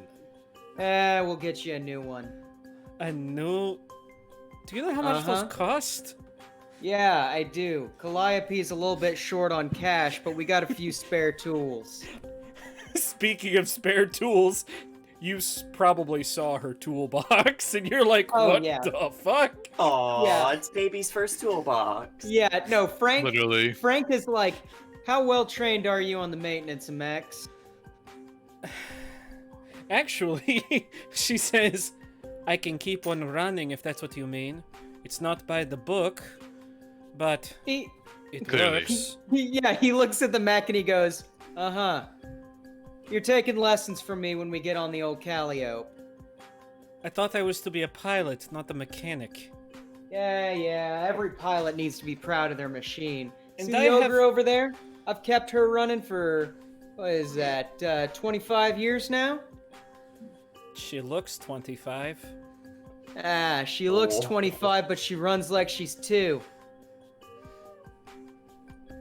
She kind of Comedic timing, there's some backup, and it basically farts. Yeah, he like looks and goes, custom distributor. I thought it'd be funny. It's really annoying, actually. I love it. maybe that does get Indiana to have a small smile. Yeah, he's like, so So- what's your... Oh, Go ahead. He's like, so what's your name, lassie? You can call me Indiana.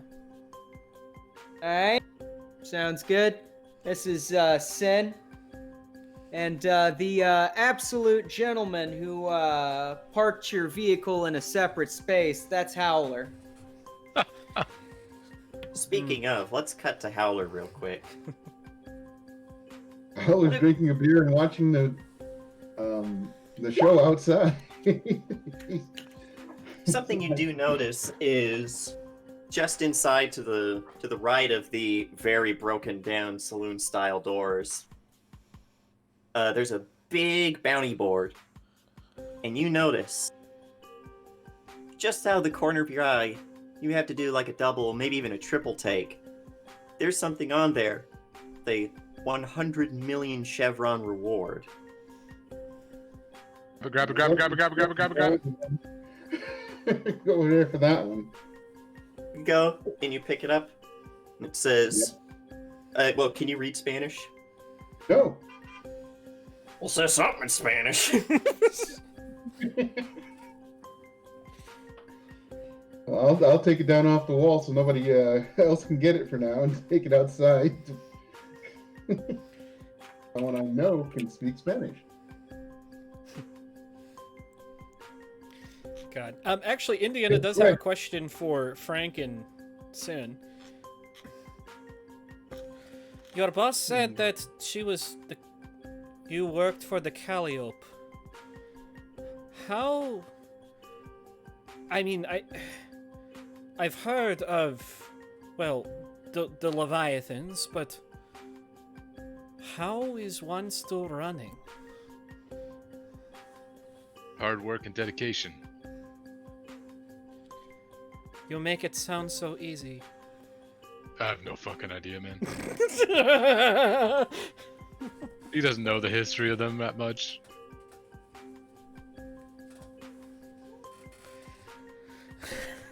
Looking to, Frank. Frank? Francois. Check the chart. Francisco? Oh, okay. Hello? Frank, you were Oh, asked. yo, sorry, you I were- just got back. I just Oh. had to refill my water and No stuff. worries. You were basically asked by, how, she's heard of the Leviathans, but how does, how is one running still? Well, it's a lot of elbow grease, a lot of luck, a lot of money, way too much money, and Sometimes you replace the windshield fluid with piss. That's just how it goes. Hard work and dedication, like I said. I love Sin. That's some already. scary dedication. Oh god, Yeah. and then Howler steps out. Gosh. With a piece of paper, goes Frank. Hey, Frank, I think I got something. Incident. Hey. Holds out his hand for the piece of paper. It's got big numbers, but a lot of Spanish. Yeah, he's got to read the paper. First thing that pops out to you is that 100 million chevron reward. Yep, And it 100 is million a- chevs, okay. Is paid by basically all the governments of Central America together. It has all of their seals on it. Wow. And it says, this amount of money will be paid on confirmation of death of Don Alcaraz. Don Alcaraz, can you spell Alcaraz for me? Yes, I can. Thank you. Don Alcaraz. Okay. Stipulations and or warnings? Just that he is the leader of one of the two gangs that are really fighting over here. In English, they just be called the Violets, like Mhm. violet as in the color. So Violetas? Yeah, La Violetas is one of the two major crime organizations that are in this war. Yeah. I call the boss immediately. I also look at Howler. I'm like, "How the fuck you get this?" Right off the wall next to the door. Shit, why didn't I check there? Good job. Calls the boss. You're not picking up more strays, are you? No, my puppy limit's been reached for the week. I got a job for us. Uh-huh. I'm What not- kind 100 of job? 100 million chevs kind of job. Hold on. I think I heard some bullshit in my ear. What was that? No. Hold on, I'll let you clean out your ears real quick. Okay, 100 million chev. For what? Oh, we just have to grease some asshole. What asshole's worth 100 million chevs?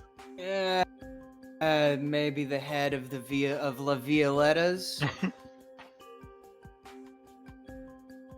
Come on, open contract, kill some cartel shitheads. It'll be fun. Yes, it's one thing to kill a bunch of gangbangers. It's another to go after a Don. And he's like, yeah, well, I mean, yeah, they've got military-grade weaponry and military-grade mechs and the backing of most local governments, but not the overarching government, and they've got hundreds of guys, And the paranoia to match. but we got Moxie. We'll talk about it. He goes, all right, sounds good. Hugs and kisses, be back soon, and hangs up. As you're hanging up, you just hear her go, "This is gonna kill me."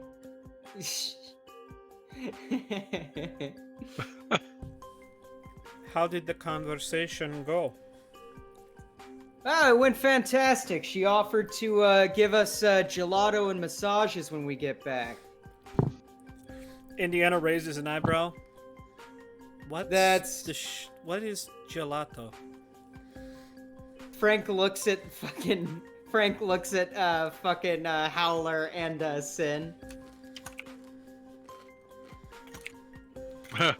Don't look at As a me. matter of fact, That's all what's you a meant. massage? He looks at you and is like, "You never had a massage? I'm not gonna be the first one to give it to you. That'd be creepy, but you'll find out." Now she's Just, a little concerned. Yeah. What the fuck's a massage? But yeah, Frank's like, "All right, boys and girl, looks like we're going headhunting for an incredibly dangerous hombre." Well, let me see if Sala will start. Yeah. There's a hatch on his back that she's like, I'm not used to getting in this way. Yeah, it's By kinda the like way- how tanks have a belly hatch. You're never But- supposed to use it.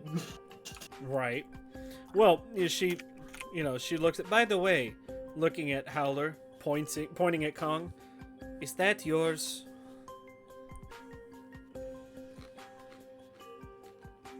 Check chart.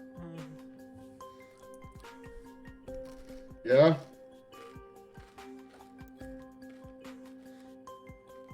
You hurt Sala. I don't appreciate that. She says, and then gets in the mech. I tried not to hurt it. Not my fault it's falling apart.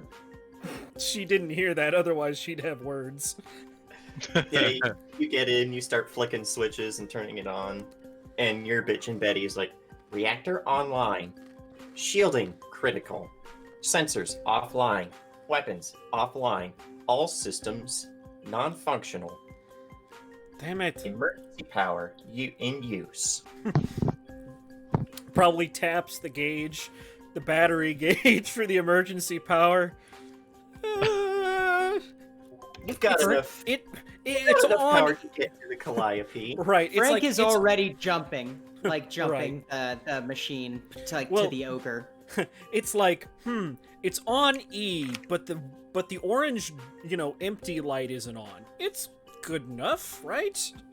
Yeah. Pokes her head out. I think I have enough to get us where we're going. Worst case And- scenario, Kong will carry you. Ha! So he can drop me again? Gently. I didn't drop her in the first place. You'd have heard if I'd dropped her. That is true. She just kind of snorts.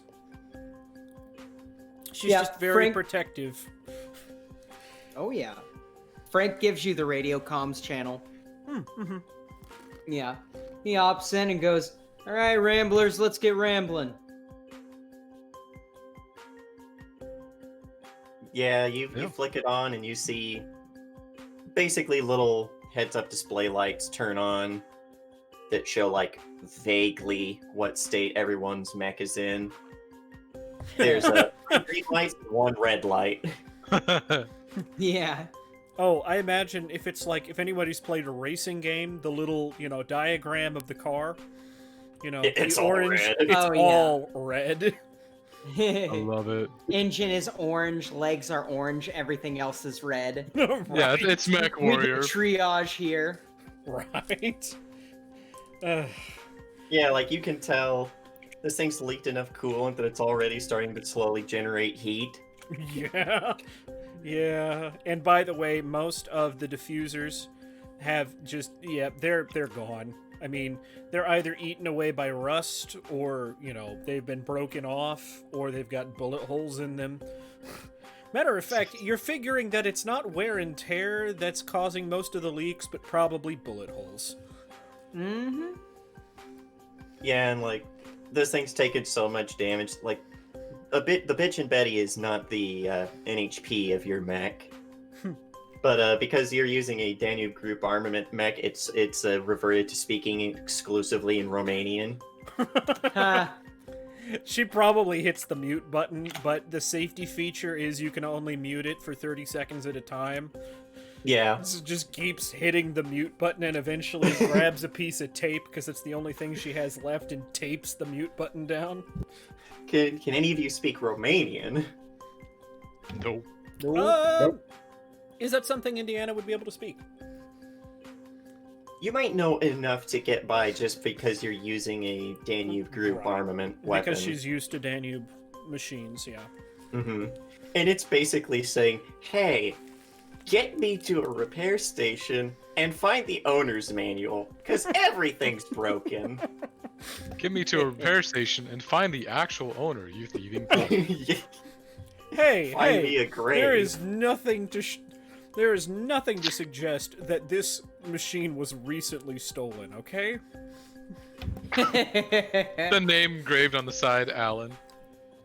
Actually, no. On the shield is no, it's not. It wouldn't be on the shield. It'd probably be on the shoulder pauldron. It would Yeah. be Sala. And on the bottom of the right foot, there's Andy. No, There's that's a been snake painted in my over. neck. That's the ogre. Yes, he would have been the only one to see Toy Story. Yeah, fair, actually, At least he would. in theaters. Yeah, he probably saw it with his kid. You've also got most knights would have a heraldry thing that was like a piece of wood that was on like the inside of their pauldron. You know that like circle that's on your collar when you look at a lot of like suits of plate armor that comes off the pauldron. It looks like a flower. Yeah, that's where they mudded would over. put the. Yeah, that's where the heraldry would be. Has that been painted over or just taken off? No, it'd be mudded and camo netted over. Mm-mm. It's not gone because she doesn't have the tools to get rid of it. You could have just reached. You could have used the mech to reach over and just snap it off. Yeah, but then she'd ruin the word Sala on the outside of the pauldron. True. Well, this is the outside of the pauldron, Don't worry. like on the chest of it. Don't worry. She'll get rid of it as soon as we get. No, I'm just making sure I'm explaining myself properly. Oh, yeah. Like she said, she doesn't work for anybody. Yeah. And Frank is willing to believe that, because Frank also didn't work for anybody. Agreed. Wink. Sin as well. Yeah. Like, You know what? how Come to you think have of it- worked for people before, and John's the only one who's not sus. Yeah, but also, like, John still technically stole his Mac. Like, we kind of just, like, were like, hey, you want to work for someone else? And he was like, yeah. Yeah, like, all those construction people were quite upset, but at the same time, none of them were going to try and argue with the aircraft carrier. Right, with anti-aircraft guns. Yep. God. Oh, hey, those Fancy are 20 rebellion millimeter Vulcans. Those are on the underside of all those crabs that it Yeah, has in these its guys, bay. we're not a military unit. This is bad. Right? Come to think of it, the Calliope is probably wanted in some areas.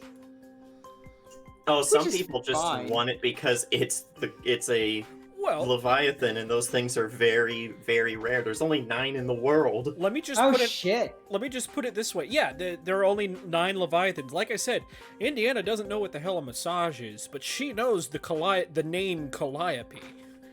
Yeah, there's only 9 of them, and they're all named after the 9 sirens. Or, not sirens, muses. Huh. So, Huh. yeah, these are a big deal. And so when you said, I'm on board the Calliope, that was like saying, yeah, I'm on the USS Nimitz. I own the USS Nimitz. Yeah.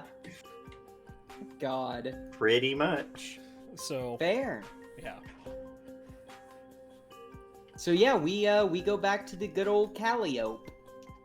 Alley-o. By the way, now here's the big question that I need to put forth onto my players because I didn't want to do it for them. What's the name of your mech company? Wild Wild Mechs. The Frank Brigade. Frank would say Yes. that, wouldn't he? Nah, Frank probably wouldn't. He'd probably be like, man, Okay, hold on. What did you call Slayers. What? Somebody called. It was either Mike or James that called you guys something as you were coming down here. Did you guys call yourself the? What did you say? The Wander? No, not the Wander Boys. Because right now I kind of like the name the Misfits. I like Ramblers. Yes, the Ramblers. I like that one too. Yeah. That also is on brand with something that Frank would reference because that's a reference to Dusk Till Dawn, which is totally something Frank would be into. I'm down for the Ramblers. Works. Yeah, Rambler's good. Right, you Hell guys yeah. are the Ramblers. That's your company name. Hell yeah! And Frank always makes the "All right, Ramblers, let's get ramblin'" joke. Everyone on the ship wants to shoot you. Oh yeah, no, Frank is Wait, totally the fixture wait. of the ship. So Frank is Frank, but that's the reason they want to shoot him. Well, they just get sick of hearing it over and over and over and over. Oh He's no, been on that boat for a One of year. them want to shoot him. John does or doesn't? Nah, John doesn't really. Okay, that's good. He wishes you'd listen to him more often, but Well, he also John's. knows you have experience. Oh yeah. John has dealt with people like Frank, I almost guarantee, if he's worked on a construction site. Frank is just your old dude who's worked on the construction site for 30 years kind of guy. Yeah.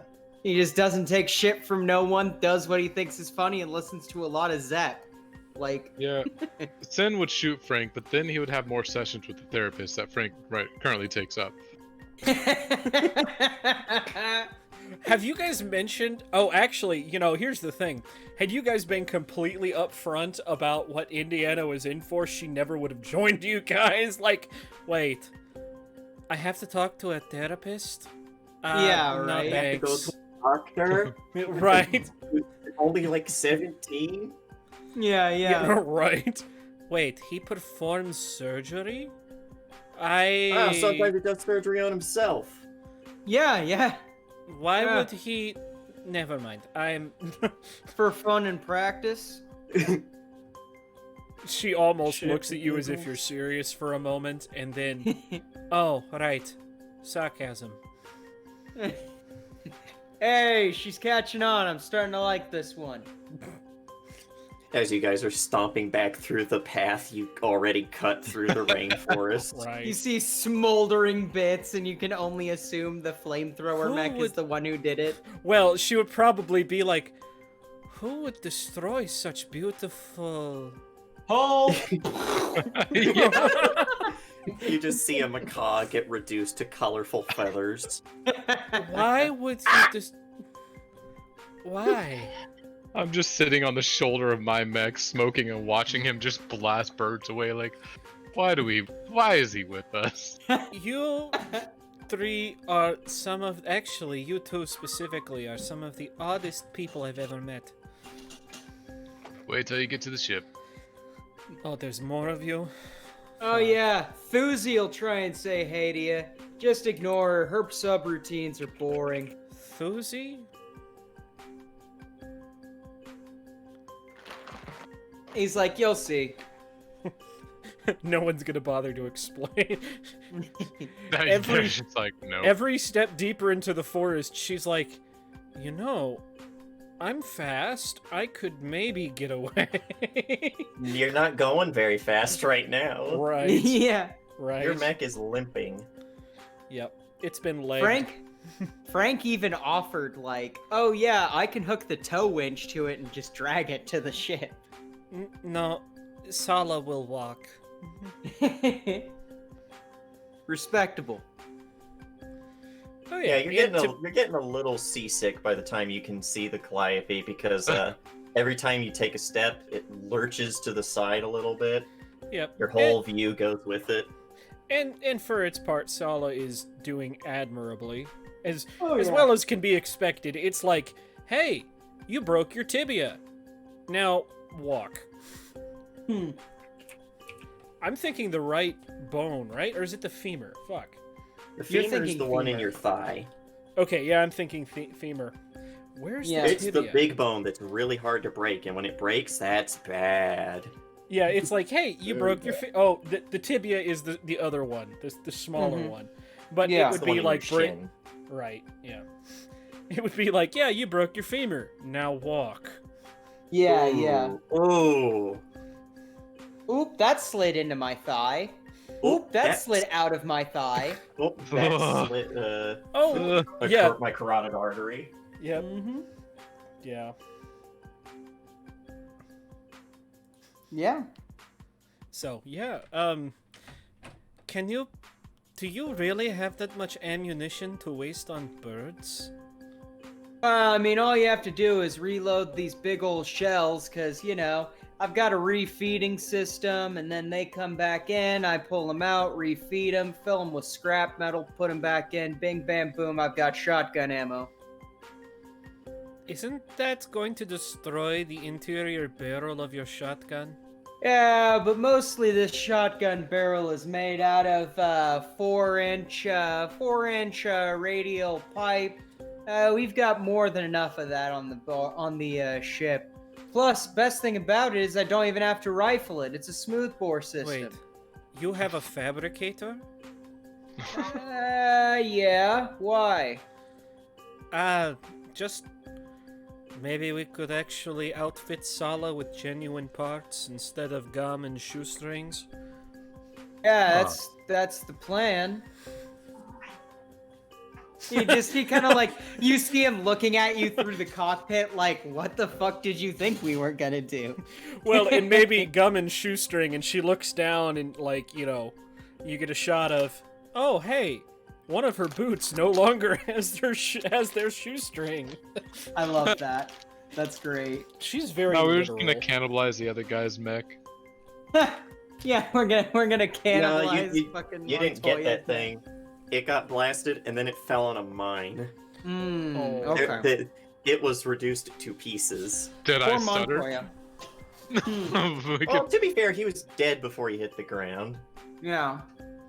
Well, It's just having, there was nothing left to bury. You'd have to bury him in a soup can. taking a railgun slug to the cockpit will probably do that to you.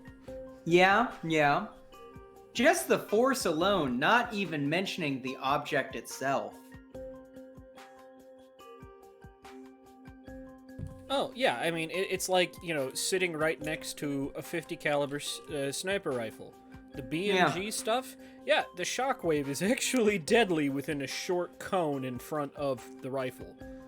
Yeah. So don't sit in front of the rifle. Yeah. It's like standing to the side of a tank. You're likely to get killed by the force it exudes when it shoots. Big enough gun, yeah. Oh yeah. Air displacement. Oh yeah. It's a bitch. But yeah. So we go back to the Calliope. Yeah. How does Indiana feel being in the shadow of this giant? Not as scared as you might think. It's big, but, I mean, it's not like it's her first time seeing one of these. It's big. It's got all sorts of activity, mostly from drones. Oh, There's sure. like little what we would call like just regular drones flying around. Oh, sure, and, you know, that's where, if anything, she's probably actually kind of... Wait, the top side is functioning? You have a deck up there? No, we've got a swimming pool. Yeah, we got a deck. Yeah, you know that you don't have it set up to be a actual flight deck, but there's one helipad up there with a flight elevator. There's a lot of little places for the drones to land and get brought back in. We've got, I'm assuming we have like one small recon helicopter. Yeah, it's basically like a what are they called? Little birds? Yeah. Yeah, we got a little mini heli up there, but no, we're not fleet basing off of this thing. Like I said, it takes a lot of money to get this thing working. And hard work and dedication. And some urine. So the three of you rake in enough money for this ship? And just keeps walking. Yeah. Just two of us chuckle and walk away at least. Like, just. Yeah. Oh, Yeah, you guys adorable. have a retrofitted AH-6 helicopter. Yeah. So, yeah, Indiana's probably the last one to start moving just looking at this beast. But eventually she does move. Yeah. And you get taken up into all the way back around to the back where the big bay is open. And you can tell the mech bay has to take up like a third of this ship to fit all of this stuff. Well, Yeah, especially because Colin has to get put in. so I will say, Indiana knows the blueprints of the Calliope from, like, as it was. Before it was retrofitted for mechs. You know, it used to be an actual aircraft carrier. So she's like, oh, you took out all of the aircraft bays and put in mech bays. Sure. Yep, Why you not? got 5 bays, room for 5 mechs. And there's still this just sad little pile of a monarch in the corner. Guess Yeah. that strap you- Was that Montoya? No. That was there when you got here, Frank. Yeah, no, I'm like, no, that's the boss's. She doesn't pilot it much anymore. Needs a little maintenance. As it is literally just a pile. It's No, not even she- in its form anymore. She was gonna make some maintenance. The thing is a pile of. It's a crater in the mech bay. I wouldn't be saying that too loudly. Why? Does she have ears all over the ship too? You would be surprised. I'm Oh. just like, hey, Thuzy, call the boss, have her come down here. Yeah, you hear this big voice come over the loudspeakers in the mech bays. You all enter. It's like, welcome aboard, Yakshas. Is that an onboard AI in an HP? Yeah, it's Thuzy. Pretty boring. I am Methuselah. I am outfitted to automate the Calliope. Your primary function is to run the automated systems? Yes. Current crew count for the Calliope is 153. Oh, hey, why are you giving away secrets nobody asked for, Thuzy? Wait, Come on wait. now. Did she say 153? I thought this was Correct. supposed to I thought this ship held 500. Uh-huh. Correct. Lot of dedication. And hard work. Now she kind of understands the situation a little better. And, she nods. She'll probably find whatever bay is open. But it used to be Montoya's. Oh, there's Yeah. 2 bays open. You get your pick. You want bay 4 or bay 5? Or Baywatch. Can I have bay 6? No. But then I would demand that you all call me 6 instead. This is Bay City Alpha 7. God. On your feet, 6. Fine. I guess I won't be throwing myself out of Covenant cruisers. No, there's just no. There is no basics. Yeah. Yeah. Yeah, she'll take Bay 4. Awesome. Yeah, you get in, settled nicely, and you see this this kind of short, stocky woman. Well, not stocky, but like what she's wearing, the amount of gear and tools and shit she's packed down with. You know how like when someone wears like one of those really heavy winter coats, it kind of makes you look like a chubby little starfish. Wait, does she have tools on her? All sorts of tools. Does she have a Phillips head screwdriver? She is loaded down with like she looks like a mobile hardware store. Maybe. So, when Sala parks, he goes into like a kneeling position with the Mhm. shield out in front of him and the arm across the chest, hand on one of the pistols. And, maybe the face, the actual cockpit part, like, attempts to pop open, the hydraulics fail, they slam down. She picks it up and pushes it open back into an emergency lock position. Excuse me, do you have... Can I borrow one of those screwdrivers? What the hell is this thing? Why are you bringing piles of scrap into my beautiful mech bay? Sala's not a pile of scrap. Can I please borrow a Phillips head? Who just the hell are you, sassy miss? My name is Indiana. May I please borrow a Phillips head? She just kind of glares at you. She's like, I'll give you a Phillips head if you get out of that thing and go see the doc up on deck 2. I need it first, please. And at this point, maybe the leg hatch pops open. The toolkit pops out, and the contents kind of fall in a heap on the floor. There's the tri-wing that used to be a Phillips head. Yeah, she looks at it. She's like, oh, sweet Mary, mother of Joseph. Like I said, I just need it for a moment. I need to fix something in here. Yeah, here. And she like throws up a cheap Phillips head for you. Oh, yeah. So she takes Ain't that. gonna give you none of my best, but I'm gonna give you that one, and I expect it back.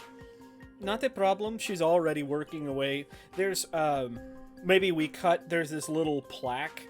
You can't see what writing is on it, but it's this, some sort of plaque. It almost looks like it's got like a list, a bulleted list engraved on it. She's unscrewing that, takes it, sticks it in her shirt, gets out onto the edge of Sala.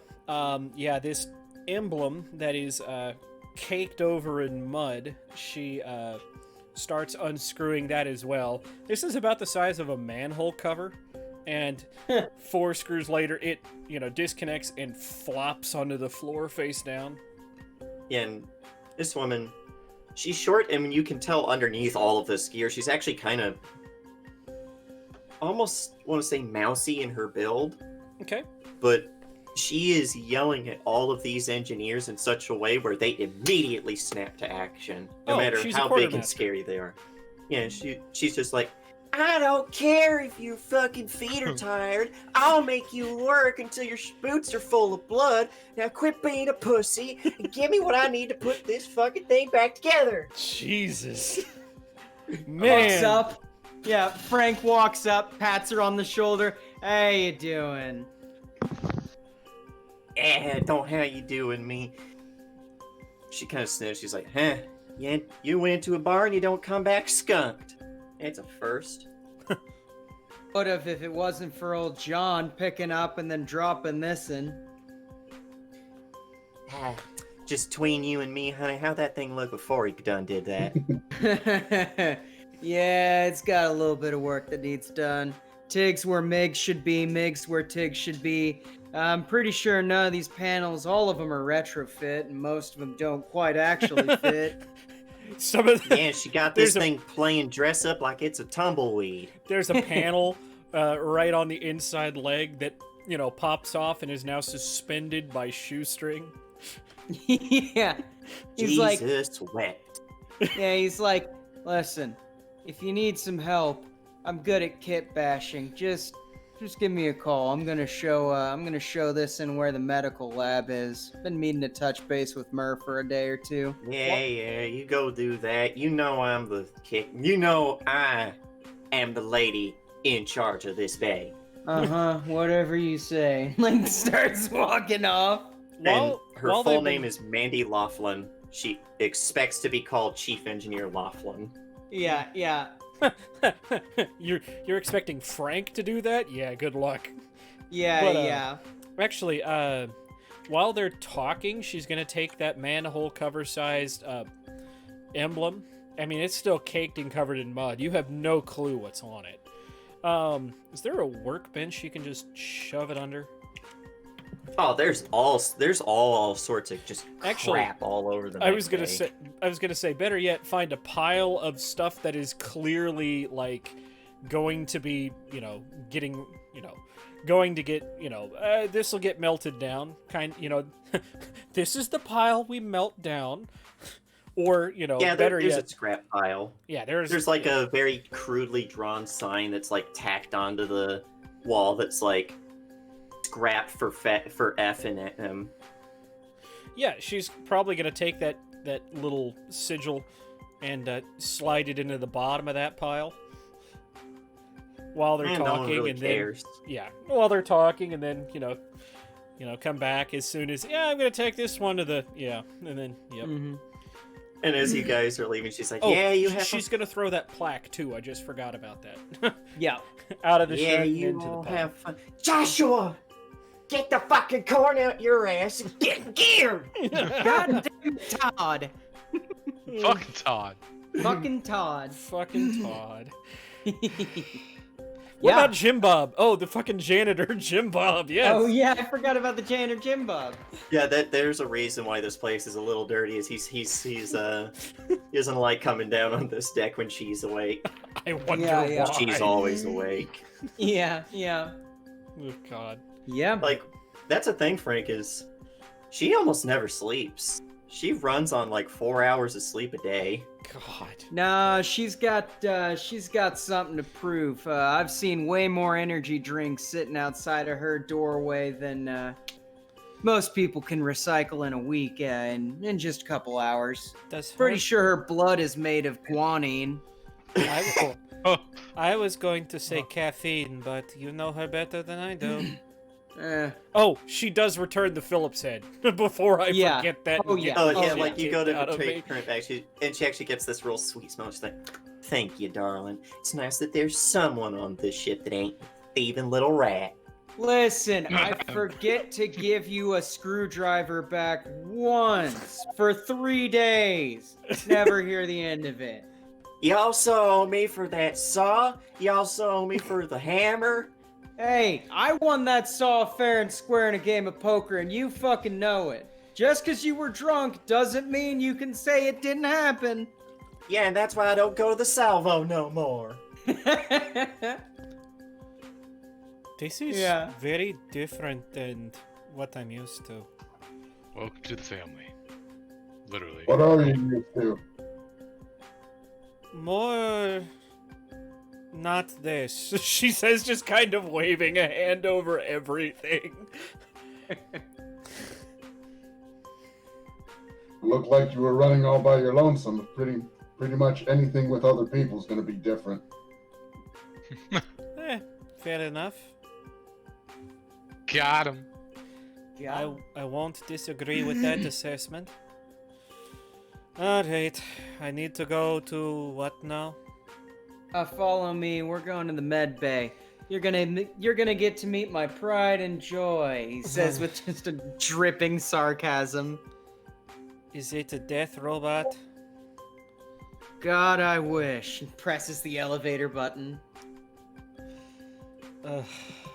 And brings you up to the second deck 2, which is probably the most military and Spartan of all the decks. This is clearly the work deck where everyone does their shit. There's a small map right outside the elevator, a "you are here" kind of thing. Yeah. That points out that like some of the major points of interest on the deck are like the hospital ward, botany bay, research and observation. They have a weapon range and an armory. Botany Bay, isn't that a place? This is City of the Five. Where do I recognize the name Botany Bay? What television show or Star Trek. movie? Is it? That Okay. was Star Trek. That was the ship that Khan came in. That's on. right. That is Yes. also a place in Australia. Yep, that's what it's going for. How shitty is it that you go and you look at, all right, what are we gonna name this ship? I don't know, but bad guys on it, so like something from Australia, maybe. What about Botany Bay? Perfect. Right? Anyway, yeah, this is a lot smaller than I expected for a ship this size. Yeah, she's smaller on the inside. Thank you. I'm glad somebody caught it. I had to think about it. I was like, wait. Indiana wasn't gonna say a word. Yeah, Frank brings you over to the med bay, opens up, and it goes, "Oh, honey, I'm home." And it's dead empty in there, except you see someone back turned writing at a desk, you know, like the reception desk, and turns around. You get that picture. Doesn't have the hood up, or else Frank would be even more sassy. But is wearing like the long coat and the turtleneck, and the even like has a couple bandages on his face. He's like, "Hey, Frank, who's your friend?" Myrrh, this is Indiana. Indiana, this is Myrrh. And he walks up to Myrrh and scruffles his head and goes, "This one's mine." You say that, and sorry, and all that goes through my head is, Indiana, Indiana, Indiana. Say it once again. Sorry. God. But, hey, I'm literally a walking jukebox, okay? That's fair. That's Music totally people. fair. Scoff. Fucking Quote nerds. literature at you. Yeah. Actually, James, you say that, but you better be prepared. This character is equipped. Yeah.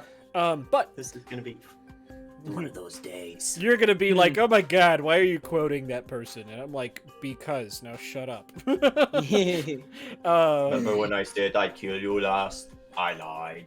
Yeah, man. Wait, where's Scotty? I had to let him go. Oh, fuck, I forgot about that line. That's a good one. God. But looking at Myrn, oh, I see the family resemblance. Yeah, There Frank. is none. I know, For sure. she's just being polite. Yeah, and Frank has just a big fucking beaming smile and goes, "I know, right?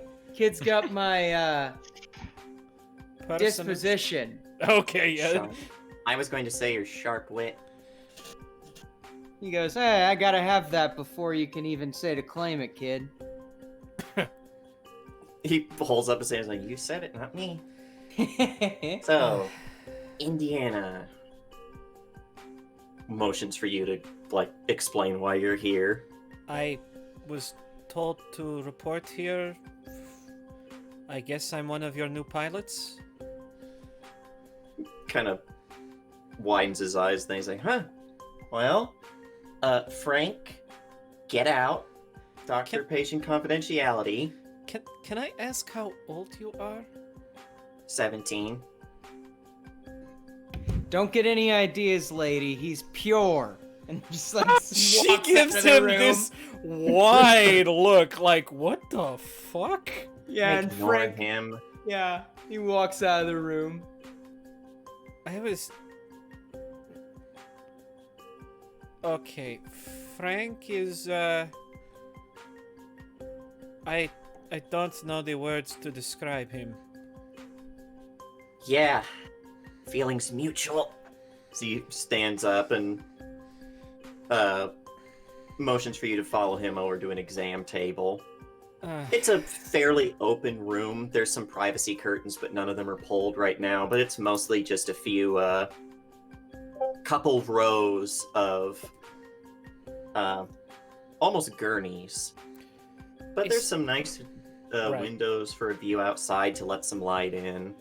Medical equipment everywhere, smells like a hospital, you know, that kind of very strong, stringent to it. Oh, she's probably, it's just, she's completely out of place in this. Like, dirty, grimy, She, is this really necessary? As she's walking with Myrrh to wherever. Yeah, and he has her sit down on one of the part exam table, part hospital bed, and starts moving some equipment over, examination tools and stuff. Mhm. He's like, it's just standard procedure we do for new hires to make sure that we got everything up to snuff. Okay. So, family history. Do you have a history of any sort of illnesses, heart disease, kidney problems, alcoholism? No. He has a little laptop with him that he starts punching things in on. He's like, uh-huh. You currently feeling any symptoms? Fever, runny nose, chills, irritability? That last one, she kind of shoots a look over at the doorway, and then, no. Irritability that doesn't have anything to do with him. Oh, no. Yeah, she's gonna answer no to any of the questions he asks, basically. Yeah, and he asks that, the standard long list of questions that doctors have for you. Have you ever died? Have you ever died and come back to life? Do you ever think, man, I just need a brownie? You mean it wasn't like mine where, all right, family history. Do you have any family? No? Oh, welcome aboard. No. Fuck. There already have my questions. No, actually, like, when you did that, Murr was probably like, you have any family? You're like, no. That makes my job a lot easier. If it makes it any easier, yeah, Indiana would have said no to family. Oh, yeah, then he would have been like, well, that makes my job a lot easier. But, he's like, all right, can I see your hand? reluctantly gives it to him. And he pulls out one of those things, you know, the ones they use at you go to donate your blood. It's got a razor on the inside, looks like a thumbtack. They put it to your finger, press it, and it cuts open your finger. Yeah, they sting. Yeah, they hurt. I'm not like gonna say they fucking hurt, shit. but they sting. Yeah. They hurt more than the actual fucking blood donation. I would just. That's because you rather- have more nerves in your fingertips. Why would they take it? Literally, the earlobe is a better place to do it, but you know. Because that's not as sightly and also kind of awkward having nurse go, "Oh, I'm gonna cut your ear." I mean, if you really want a wound that's a gusher, just cut someone's forehead. but don't do that Fun- because. Fun fact, actually, in his book about his life, Keith Richards, for like a couple of years, when the Rolling Stones took some time off from after making their Sticky Fingers album, Keith Richards, like all the other Stones, went and did, rock star things. Keith Richards went into like the Caribbean Isles and got really into knife fighting. And there's a whole chapter in his autobiography about how if you want to win a knife fight, you cut the dude's forehead so a bunch of blood gets in his eyes, then you kick him in the crotch, and that's like a sure win situation. That Weird sounds as like the shit, kind of right? fighting I would do, just being a dirty little bastard. Right? Hey, but you isn't win, it the don't you? weirdest shit? Some people would say, "Hey, you win, don't you?" No, Yeah, fact, that's fact. the thing, is any fight you can walk away from is a fight you won. Yeah, facts. But anyway, sorry for interrupting. Yeah, No. but yeah. Does that whole song and dance? Yeah, and he takes some blood and puts it on one of those little glass slides they do, and he slips it into the laptop, and he's like, "We're just gonna wait a couple minutes. Anything else that you feel I should know?" Nothing I want you to know. No, not really. That gives him pause, and he's like, "Nothing you tell me leaves this room. I'm your doctor." That's a nice sentiment. Now Kinda he's just dealing with Sits like a. there awkwardly. So, why are you down here? Oh, I was heading south toward Argentina. There were a lot of people that did that in the 40s. She kind of raises an eyebrow. Why would you compare my situation to the Third Reich? Is that what they were? I'm not that good at history. Frank just likes to make jokes about Argentina, and Grandpa went to Argentina. Would you like someone to explain? Sure, we got... Looks over at the laptop. We got time. So, basically, there was this man named Hitler. He did some really fucked up shit. And then I some know who conspiracy Hitler nut is. jobs. What's that? He's like, "Oh, I know who Hitler is." Well, there was a conspiracy back in the early 2000s that he actually survived the Second World War and got on a plane in the dead of night, flew to Spain, got on a U-boat and traveled halfway across the world to Argentina and hid in a bunker for the rest of his life. Why would people be thinking of dumb shit like that when there's a giant space rock about to hit the planet? Because someone wanted to make a TV show called Hunting Hitler. That is a good title. God, we're gonna Hey. get so much shade from the Discovery Channel. Let them Fuck 'em. come. Let them come. Tell me that aliens made the pyramids. God, That's what was definitely it? not the peddling of a racist ideology at all. Just Okay. clean rap. I loved how they did that, and they're like, "But how could you get all of these measurements so perfect?" And one of the scientists was like, "Gee, maybe they used something that could measure really well, like a wheel." And they're like, "Oh, well, that wouldn't explain." Actually, yes, it does, but that doesn't explain. Oh, yeah, it explains that too. They Well, were shit, just man. two dirty savages to be able to do math. According to But, some of the people on History Channel, yes. You cannot convince Fantastic. me. You cannot convince me the Bastille in France was not made by aliens. Its dimensions are just too perfect. No man could have made that, especially not with their primitive tools. Fantastic. So yeah, you're explaining that, and there comes like a little ding from the laptop, and he looks over towards it, and that's probably when you can notice that, like, peeking up just above the side of his turtleneck, there's this like black line that's peeking out that, depending on what angle you're looking at it, is almost a blue, almost a green kind of. What's that called? Not incandescent. Iridescent. Yeah, iridescent. It has a certain iridescence to it. Oh, she knows exactly what that is. Suddenly, she's on, like the other edge of the table. Pearlescent, that's what it is. Oh, gotcha. Suddenly, she's, as far to the other edge of the examination table as possible. Yeah, and he's looking at... And he sees something on this blood culture, blinks a few times and looks over at you. And you can tell he's got a question he wants to ask. That's nice. What's everybody else doing? Yeah, we're gonna cut there. Yeah, because we're in the other room. Right? So yeah, what are you guys doing now that you're back home? A little earlier than you meant to be, but actually no. You guys would have been called to the ready room up on deck 1. Yeah, like straight up going to see the boss lady. Yep. Yeah, she's got you all in the room at the table.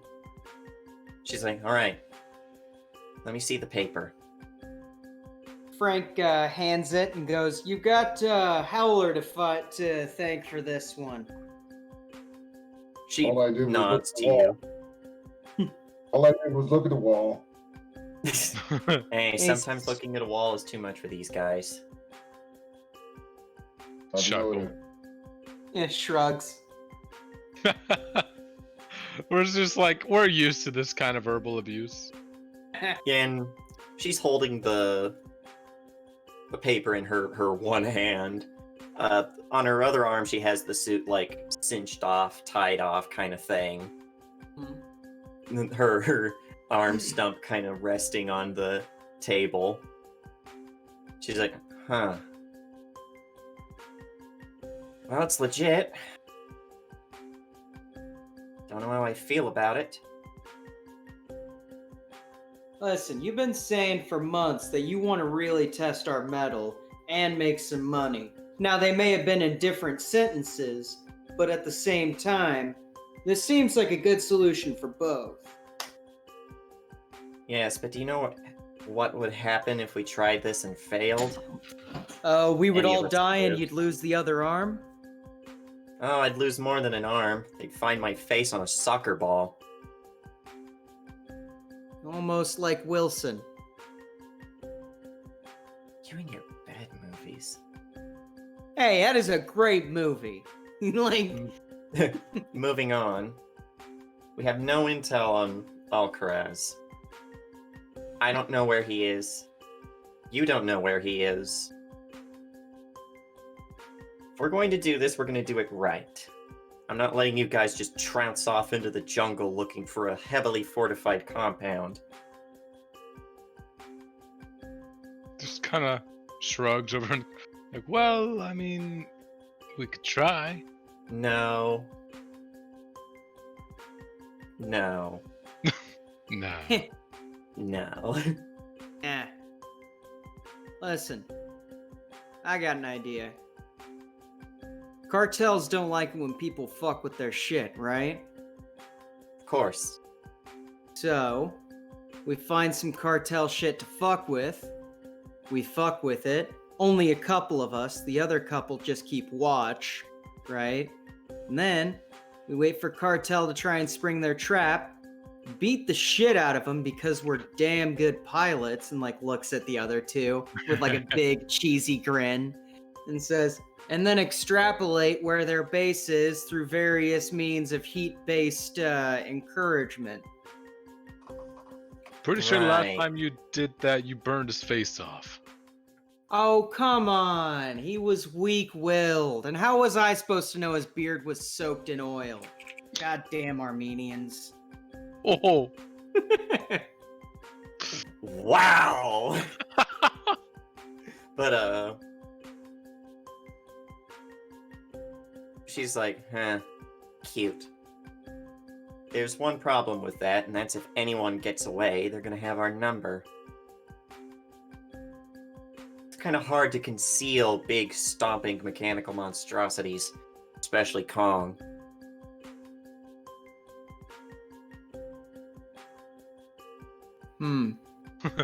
Anyone wrong? tries to get away, that's some target practice for Kong, right, Howler? They can't get far enough away.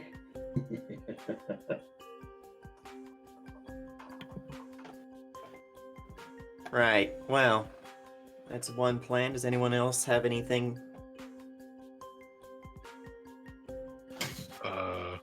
Go around and ask questions and hope everyone's nice.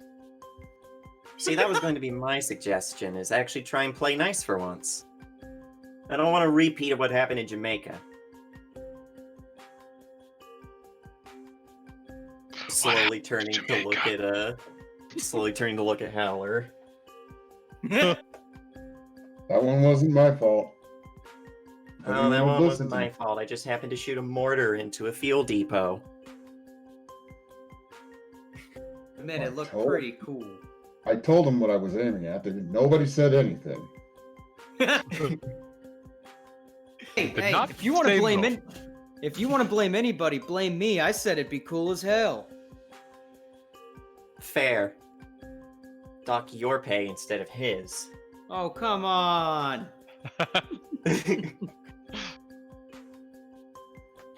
This is one of the few towns that the cartel doesn't directly control. As you see, they're run by some kind of militia. I think it's just a bunch of locals, neighborhood watch, but with guns. There's a chance that some of them aren't necessarily happy to have drugs going in and out like it's fucking candy. Problem is, if we start asking questions and someone happens to, rat us out, there goes our cover anyway. And we have a pausing. Aha! Welcome back. Welcome back. It's like, and we have a lovely heat sink we can shove their face into. I mean, it'll be post getting made, but here's the way I see it, right? No matter what, we're gonna get made at some point, because it's the cartel. So, least we can do. Yeah, that's a pretty good idea. Ask some people questions, but I still think we should only have one or two people asking questions. The other people providing Overwatch. Agreed. I don't want any of you splitting up. If you guys are going to go out, I want all of you together, and that includes the new puppy. Woof woof. It's actually probably around this time the door opens, and Indiana, you're walking into the ready room for the first time. Myrrh directed you where to go. Sure, and she probably took just a moment to try and make herself slightly more presentable. Basically, like, these are alcohol wipes, yes? He's like, yeah, just don't use too many of them, because these guys like to get in things they really shouldn't, and it's very unsanitary. Yeah, she takes two, and she's one for her face, the other for her hands. Oh, they come away just nasty. Oh, sure, Oh, yeah. And pitches them and, tries her best to, shape the hair into somewhat what you guys see in the picture. Kind of, it is gonna need to be washed before that ever happens. And, she does actually sport that earring now. She didn't have it in beforehand, but now she does. Door opens, and I see Boss Lady and everybody else with her short hair pulled back into the bun. I know it's kind of mean to say, but you immediately notice the fact she's missing an arm.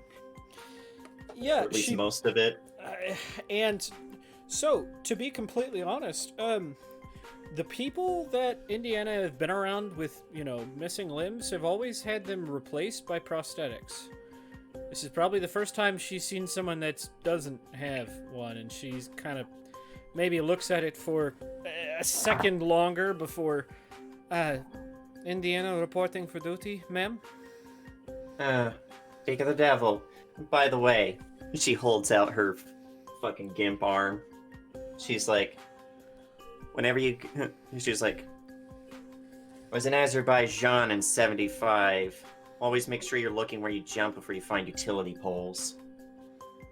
She's always got these stupid stories she tells. Does the story change every time? Like, what's his face from Ratatouille? Yeah, like one time she's like, I broke into a Swiss bank using only a ballpoint pen. Like, one that she likes to use a lot is, this happened back in 68, was in Vietnam. She's You ever not seen even how that big old.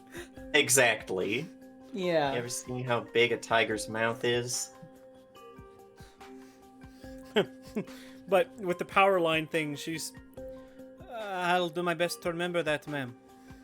She is standing at attention, like a very formal, soldier-like attention. That actually does, like, take her off guard. She looks, she's like, hey, chuckle fucks, look at that. Why can't you be like that? I got a bad back, ma'am. Yep. Too old. I can, but look at these two.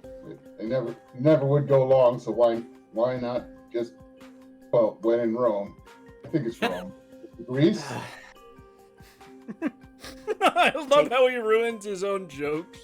I like how we're all just like you're like being an actual soldier, and all of us are just being like, whatever. Like, Yeah, mom.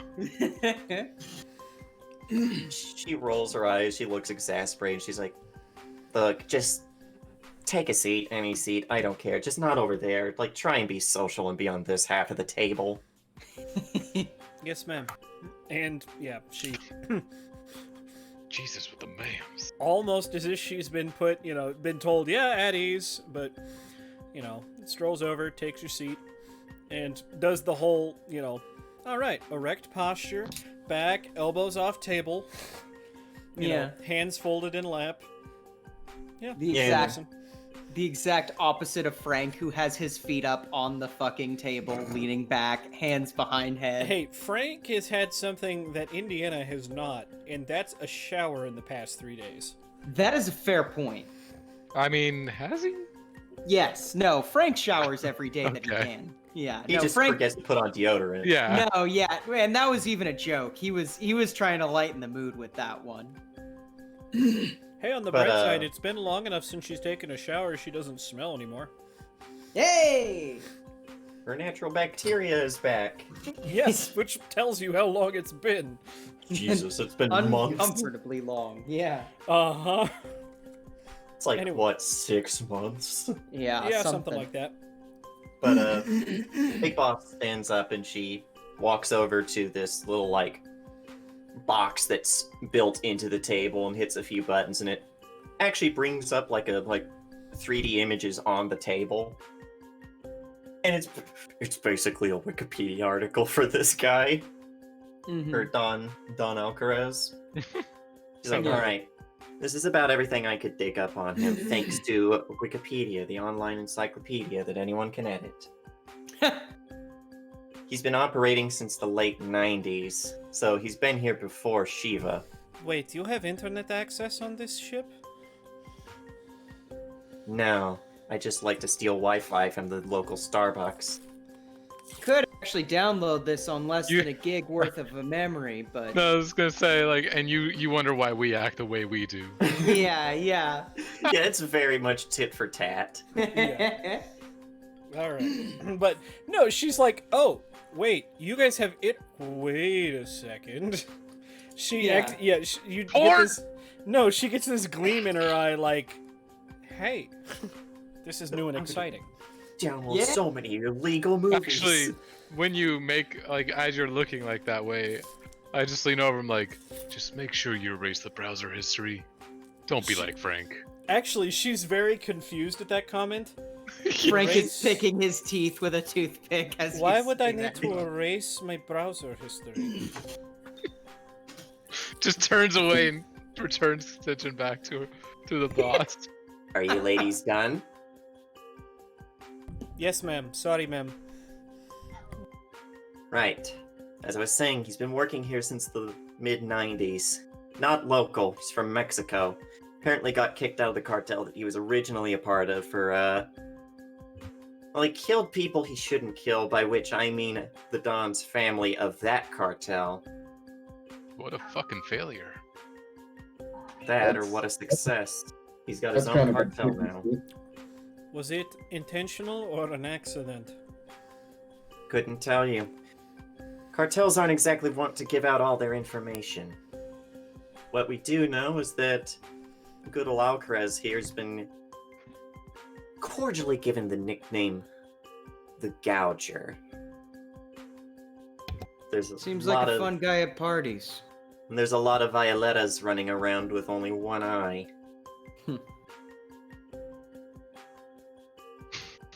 Must refrain comment. Yeah. Well, there's this lady here with only one arm. Right? Is that Yeah. gonna be your name? Like, Shit. Yeah. I will be right back, guys. Sorry. Alright. Mhm. The dismember. Yeah. Frank's like, well, shit, I mean, here's the question. This guy's a bad hombre, sure. There's a lot of Violetas around here. But, I mean, how robust would his, so-called spy network be? You know? Not sure about the spy network. He approaches a lot of his cartel diplomacy with more of a hammer situation. Hmm. On his way out, he made sure to grab as many flunkies as he could and started raiding every military depot from here to Honduras. Hmm.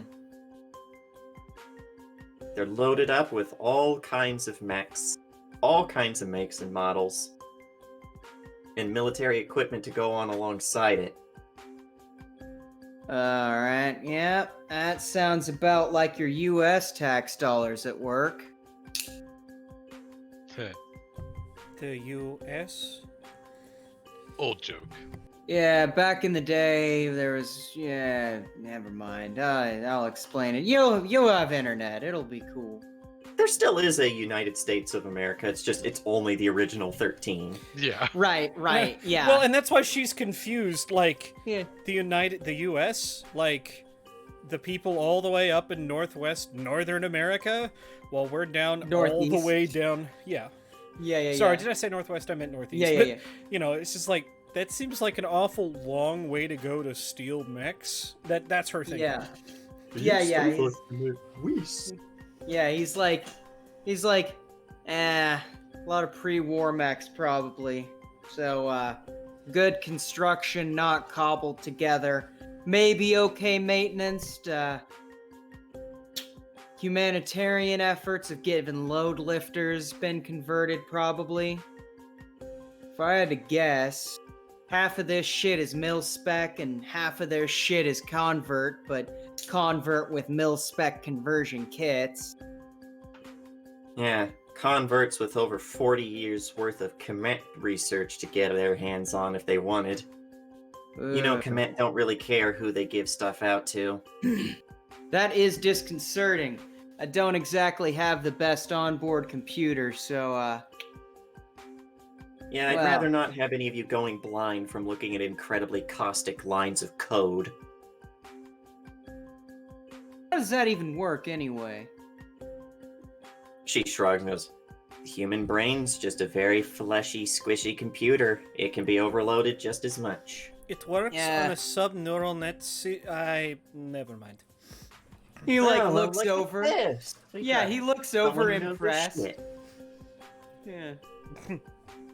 She's Huh. gonna start with like what sounds like a very like rehearsed and prepared answer, and yes, sorry. Yeah, you don't have to apologize. Any knowledge at the table is good knowledge. Right, well. And she hits another button and it brings up a picture of this guy in like a military uniform with a beret on.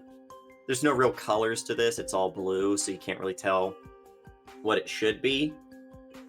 He's an older man, big, crooked, aquiline nose, small mouth, very squared off jaw. Looks very... Well, he's probably around Frank's age, maybe a little older. This is Juan Corinejo. He's the military governor of this province. He's been trying to get rid of Alcaraz and the Violetas for a long time. Might be worth looking to try and find him. We got any kind of line in on this guy? I could start looking. The Federales aren't exactly ones to start shit with the cartels if they can help it. They've been getting their asses kicked for decades. The fact that they're even still here is a testament to their persistence. Hell, they've been getting their asses kicked since the 1950s. Zoot suits and all that shit. What suits? Indiana was gonna ask the same thing. Yeah. No, Thank fucking... God none of us have to deal with zoot suits anymore. Yeah, and like maybe Frank and Boss shoot each other like a kind of knowing look of like these fucking kids. Yeah, these people were born after the world ended. Yeah. But Alright, yeah, I'm no. putting that in my journal. Yeah. The first gift that we're gonna buy the captain is a zoot suit. Yeah, she wears pantsuits a lot, so might even be better. Oh my god, what she Poopy actually as wears. fuck with the wide brimmed hat. Holy shit. That'd be amazing. Yeah, see, yeah. Yeah, right? He's like, okay, so if I'm getting this straight, go and talk to Corneo, see about getting intel, otherwise poke around town for various people who might be associated with ne'er-do-wells or be affected adversely by ne'er-do-wells. Maybe go to a couple sites where some cartel carnage has happened recently and pick up clues and or see their MO. Exactly. Anything I'm missing? Did any of you actually stop long enough to talk to anyone at nothing for miles? No. I didn't speak the language.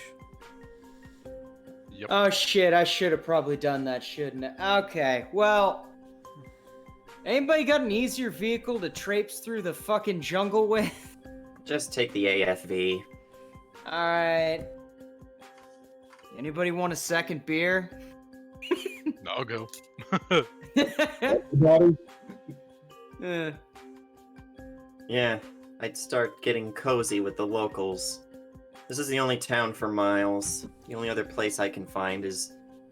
Well, I'm gonna talk to TACCOM and see if I can't get a bird looking for any Federale positions near here. Maybe Cornejo's nearby, if we're lucky. If it's not too much of a problem, I would like to try and get settled in here. I've worn out my welcome with the locals, if it makes a difference. Oh, they didn't like you leaving small bits of metal and fuel all over the place? Not exactly, she says, thinking about the hand in the, basically the tip jar. Yeah, she kind of gives you that very sharp-eyed... She has a very hawkish look to her almost all the time. Right. Narrows those eyes at you, like they're piercing through your soul, and she's just like, crew deck's on deck 3. I'll assign you...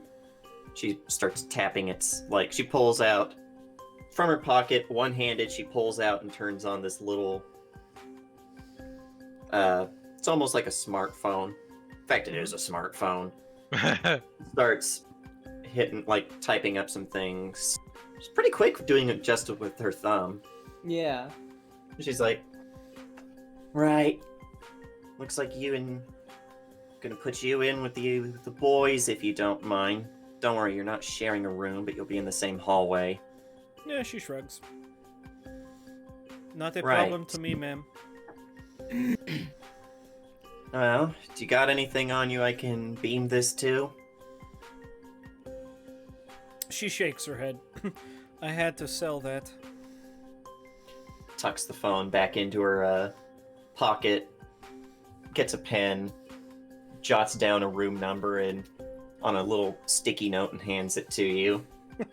We have sticky notes in this universe. There's hope for us after all. I know, right? Maybe there are other forms of office supplies that survived the disaster too. Oh, thank God. Maybe a red swingline stapler. Yes, please. I don't know. Hunter, did you steal the stapler from your desk on the way out? Hunter? Yeah, you. God, I was thinking, okay. Why do I have everyone's names? I thought you were saying Howler. Okay. Yeah, no, totally. Like, he literally You just stole the took red everything. swing line. He totally just took everything off that desk. My stapler. Yeah, you got like a scotch tape holder. Probably empty by now. God. Stapler, a thing of paper clips. Big ones. Big ones. Industrial paper clips. But Pens. Fancy. Printer paper. Did Mur say anything about the psychiatrist? He did say that eventually, once you settled in, that he would go. Right. Next door is the psych ward, and that he should look for Dr. DeWitt. She should look for Dr. DeWitt. Yeah. Okay. Once you settled in, because usually Big Boss doesn't like letting people go out on missions without a debrief to make sure they're not going to go postal. I can just see that. Question number 1. Do you feel like hurting yourself or others? Yes? Okay, well, I guess you're not going. And grounded. Right. No, it's yes, excellent, because you're about to go into combat. Yeah. Yeah, but Do you feel like would you... know? You What's three up? would know that the way Big Boss got hurt like that and got White Valkyrie destroyed, which was the name of her mech. There used to be 5 of them, and she used to not be the captain of the Calliope. She just owned it. Most of the crew got killed in a turncoat situation, so that's why she pushes so hard for psych stuff. Do you feel like betraying me? What? No, why would I ever do that? Okay, just checking. But, yeah, she would probably stand. In that case, there are a few things I need to get from my mech, and I will settle in. Thank you, Captain. Yeah, have fun trying to get Chief Engineer Laughlin to stay away long enough you get to your mech. She seemed okay with me at first, maybe. Some people call her a busy bee. I call her a mother wasp. I've got the perfect cure for you. Just blast a bunch of Sabbath. She fucking hates it. I'm not trying to make enemies with my crew chief. Oh no, don't worry. That's only like a minor debuff. You'll eventually make friends with her. She makes friends with everybody. Just, the yelly kind of friend. Just don't wear think... wear padding on your arms first couple times. I think... By the way, you Go ahead. stopped by, spoke to Mur, got your checkup. Yes. Right, I'll have to get that from him. She doesn't say anything and just... Any other questions, Captain? Are you hungry? You don't look like you've eaten in a long time. Yeah, she shrugs. I guess I could eat. Go on down the crew deck. There's a cafeteria. Don't worry, can't miss it. Talk to the big woman, Francois. She'll get you set up. Don't and call you her got- big woman, though. Oh, because Francois Fontaine, the cook of the ship, she is 6'5". She's easily pushing 300. She's big in every sense of the word. You gotta taste the cornbread before you eat it, honey. Or before Okay. you cook it, honey. Okay, you do not know, for whatever reason, I harbor a love for the name Fontaine for whatever reason. I don't know why. I just think Fontaine, and I'm immediately like, that's a great name. Fontaine Futuristics. I don't know why. Oh, Genshin Impact? No, I've never played Genshin Impact. No, Fontaine Futuristic says No, sorry. Bioshock. I was looking up. Oh, you I've were never looking played. up Fontaine. I'm like, Yeah. well, and I've never played any of the Bioshocks either. Oh wow, we need to Wow. fix that when you Yeah, move in. you need to play. I'm gonna share my Steam library with you, and you'll have access to way too many games. Oh god. Bioshock 1's definitely worth it. Bioshock 2, anyway. Yeah. But as it, yeah, she nods. I will do that. Do you prefer to be addressed as Captain? I'm sorry. Big Boss. Okay. You got it, Big Boss. And before you leave, Frank comes up to you, like as you're like leaving the door. Is like, "Hey, I know that you're scrounging for chevs," and hands her 500 chevs, so like $50, and is like, "I don't have a lot, but Oh no, I you're couldn't probably possibly... better." No. You're gonna have to just, make like- me a world's greatest dad role. Yeah, to this convince her. calls I'm for gonna make a world's world's greatest greatest dad. dad roll. Yeah, Yep. absolutely, I am. God damn it. Give Frank me is another. bad at being the world's greatest dad. Give me another. Push it. Push Pushing it. Oh, Good. yep. There we go. Yeah, You wanted him to make me take the money, didn't you? yeah.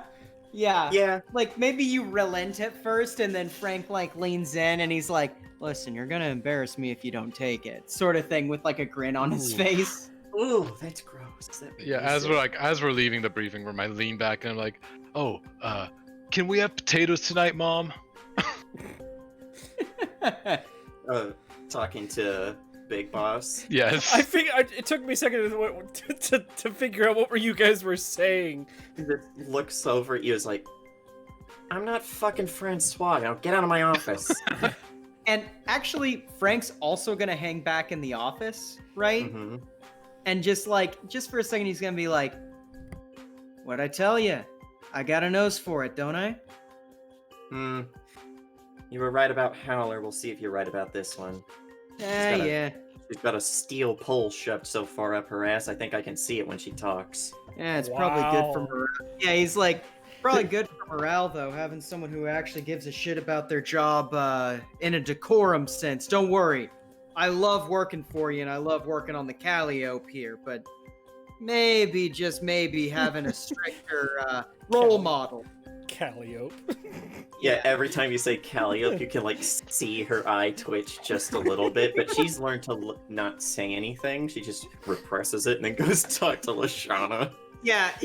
And he's like, "Yeah, I know you're stressing about everything. It'll work out." And Everything. like, yeah, he's like, "Listen, I know that this contract seems a little bit nerve-wracking. We're gonna get it." It almost I- seems too good to be true is the problem. Just Yeah. finding it in the middle of a bar in cartel country. Yeah, I mean, someone puts a bounty up, usually they leave that shit up just to make fun of it. So either we're the gringos who walk in and get the shit kicked out of us, or we're the gringos who walk in and take advantage of hubris. Either way, it's a fun fucking ride. Right. Well, let's hope that you guys get out with all 4 limbs in one piece. And He hey, smiles and says, "Let's hope that you get out with all 4." And then just like as non sequitur.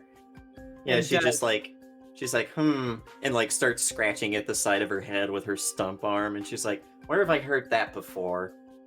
He goes, "I don't know, I probably used it on you last week." Does finger guns and then just like, "Later, boss." Frank, Huh. treat Indiana right. He looks and he actually gets kind of a serious face for a second and nods and goes, "You got it, boss." And kind of heads out. I mean, he's already going full dad, so. And she just sits back down at her desk and and that's when the medical report pops up, and then we cut. But yeah, what are you guys gonna do now that you have a little bit of free time on the ship? What is this free time you talk about? Well, let's start with Indiana, I guess, since we know she's got places to be and people to see. Well, first she's gonna go to the Mech Bay, and she's gonna retrieve her belongings from Sala. Yeah, you kind of have to jostle engineers out of the way, but when Mandy sees you doing it, she's like, "Now, you boys, if you don't start showing women's respect, I'm gonna start pulling rebar out of my ass and beating you with it." Oh, then they part I like love the Red this head Sea. engineer. Probably look at and she wanted to be called Crew Chief McLaughlin. Yeah, Chief Engineer McLaughlin, or Chief Engineer Laughlin. Okay, let me write that down. Chief I can do that Engineer. for you, actually. She's not on the important people list. Yeah, I've been a little slack. I'll put down You're the good. 2 other names I've given you guys so far. Oh yeah, Fontaine. And don't forget to write down Methuselah as well. Yep. Yeah, I'm putting together all my friends and foes. This is gonna be a long list because I plan on making relationships with everyone. That's just the kind of guy that Frank is. So, probably look and thank you, Chief Engineer Laughlin. And yeah, she's gonna just quickly dip in and grab, a couple of things, actually. First things first is,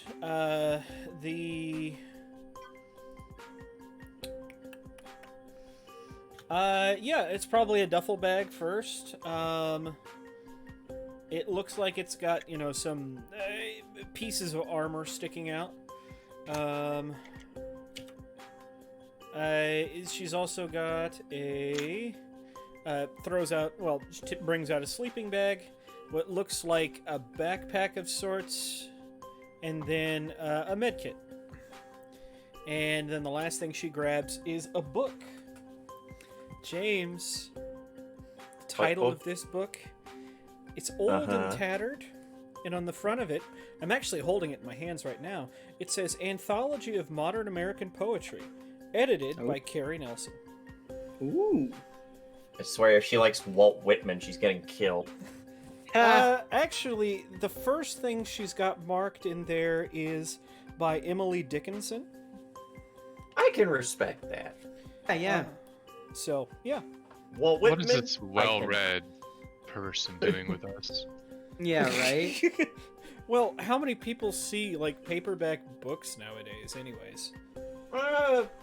They're probably Frank more has a collection. about as common as they are in our world, just because the fact that, online publishing probably isn't as big because there just aren't as many people reading. This is copyright 2000. This is pre-collapse.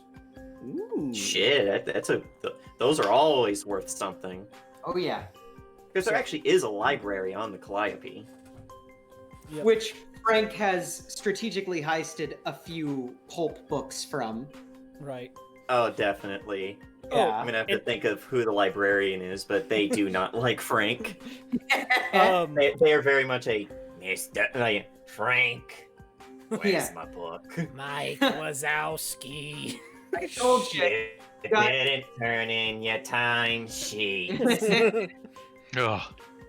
Anyway, but so she probably is turning to leave, and then last thing, she reaches in under the seat. She pulls out a leather-bound journal with, oh gosh, what do they call it? The little ribbon. Is it just a bookmark? Yeah, a bookmark in it. It's just a bookmark. And It's a ribbon bookmark. Yep, sticks that in the duffel bag along. Well, she just tucks the modern American poetry under her arm, and hops down from Sala. Nods again to Laughlin. Thank you again. Aw, ain't you just the sweet one? I can already tell you're gonna be my favorite. The others are just jackasses. Smiles. Yeah. She says, well, if your engineers are going to do as good a job with the second half of Sala as the first, this is the best she'll have ever looked. She nods with a smile and looks over towards the engineers, who immediately backwards say, "Oh, they gonna. They know what's good for them." Okay, so she reminds me of the angry chef running around with the bowling pin. Not the bowling pin, God, the rolling pin. The roll, Yeah. a bowling ball. The rolling pin, except it's a piece of rebar. Oh, there are quite a few times where you guys have seen that she is not against corporal punishment on her engineers. That's why he was like, wear padding on your sleeves for a while. Well, she She's seems to be short getting and along she has with a Waffle short all right. temper. Yeah, because you're nice to her. You're like actually respectful and aren't making sassy remarks like someone. Hey, it's hard coded into my character. See, the way Indiana was taught is, look, the people that work on your mechs are ultimately the people that decide if you live or die. Sure, it's up to your own skill if you win the battle or not, but if you have to eject, the people that make sure your ejection seat work, Fair. you know, Very true. you show them respect, because otherwise they might just set the PSI too high and splat you against the canopy. Yeah, we'll do one last little scene before we wrap up. You guys are probably it's about lunchtime. You guys go to the cafeteria? Oh yeah. Yeah, asked for potatoes. The cafeteria is nice and big and very spacious, very echoey room. And you walk over to the actual concourse where you go and get your food. Who gets there first? Oh, yeah. Yeah. Yeah. Close second over here. Yeah. I'll Yeah, you show up two. there. You two show up, and you guys are like fucking jostling to get first. Mm-hmm. Oh yeah. And you can see like your guys aren't like the first people to show up. There are Yeah. some people who are already ambling about with their food. Some people are in line, but you guys basically get your own line because you're the Yakshas. You guys are the money makers. Mm-hmm. And Francoise there with her nice long red hair pulled back into her hairnet. Like I said, giant of a woman. Like, if you played Borderlands, she's Skeeter's sister, Yeah. God. and she's like, "Well, hi. How are my sweeties doing?" Oh, I am doing fantastic, Francie. How about yourself? She does the little like, "Oh, be still my beating heart" thing. And she's like, "Oh, always does me good to see you stopping by. What do you darlings want?" Got anything And with then we have potatoes? meatloaf left. Ooh, meatloaf. Oh, we got meatloaf, we got potatoes. She starts showing you all the food. It's a nice smorgasbord of different things. Ever since we stocked up back in the Cayman Isles, everything's been good. Got any of that jerk chicken left? Oh, let me see. And she like turns and heads off. And she comes back with the plate already heated up and with all your favorite sides. She knows the tastes of her crew. Hell yeah. This is the best crew member yet. Yep. And she's like, "Now eat up, honey. You're looking like skin and bones." He pats his stomach and goes, "You are too kind, Miss Francie. One of these days I'm gonna have to make you dinner." "Oh, honey, I'm the only one who makes it here because I'm just the best," she says with this big smile. Yeah. And he leans over to fucking Sin and Howler and is just like, "Remember, always butter up the cook, you get the best portions," and like grabs the Oh plate. yeah. She Yeah. did give you hearty portions. Oh yeah. He grabs the plate, grabs a beer from the cooler, and sits down and digs the fuck in. Friend, did you save me one? Oh, the beer? Oh, of course. Oh no, he's asking friend if she saved him one, Oh. and I'm betting the GM can guess what it is, based on what I drive and such. Oh my god.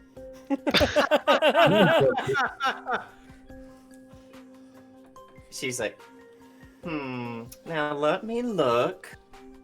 she like starts looking around like she can't find it. She goes over to this fruit basket, and behind the fruit basket she pulls out the nicest, primest banana, just at the peak point of ripeness. She's a witch. Burn her at the stake.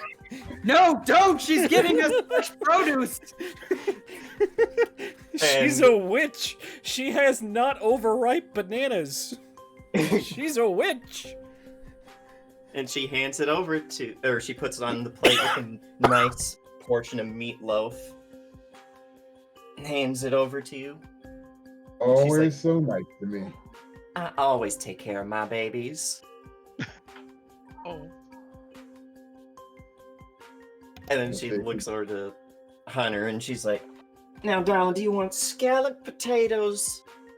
Or what kind do you want? 'Cause I got all kinds. Oh, you know, your scalloped potatoes are the best in the world. I'll have some of those. She gets this little smug look on her face, kind of puffs up her chest. She's like, don't I know it? You know, I could have stayed home in Nolans and been a prim and proper cook and ran my own restaurant, but I just wanted to see. She's like, without even thinking, she's expertly like assembling your plate. Right? And she's like, I could have done so much with my life, but you know what I was like? I was like, I want to see the world. I want to not be like my mama cooped up in the house all day. Hands you the plate, and you've heard this story plenty of times. She And likes to talk. Yeah. And the response is always, this ship wouldn't be able to function without you. Oh, now I think we know that Laughlin lose her little frizzy hair if you said that. And then she leans in, but I know you're right. Jeez. God. And this is probably when you walk in.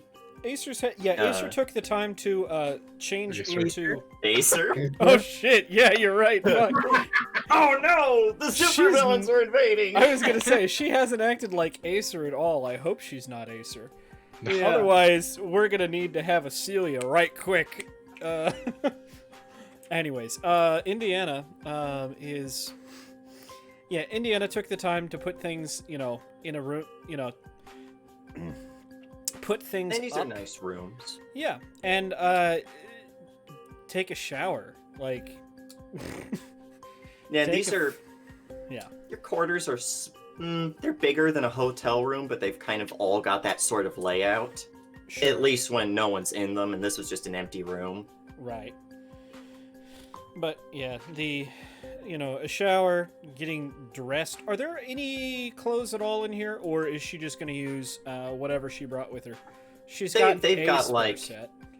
they've got like BDUs in all different sizes. Okay, she'd probably take what color?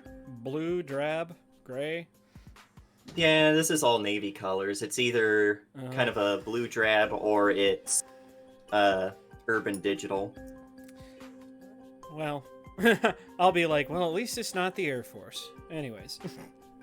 Yeah, so she'll change into some of those, and that she'll probably make her way up there. Yep, now she's starting to look like her photo.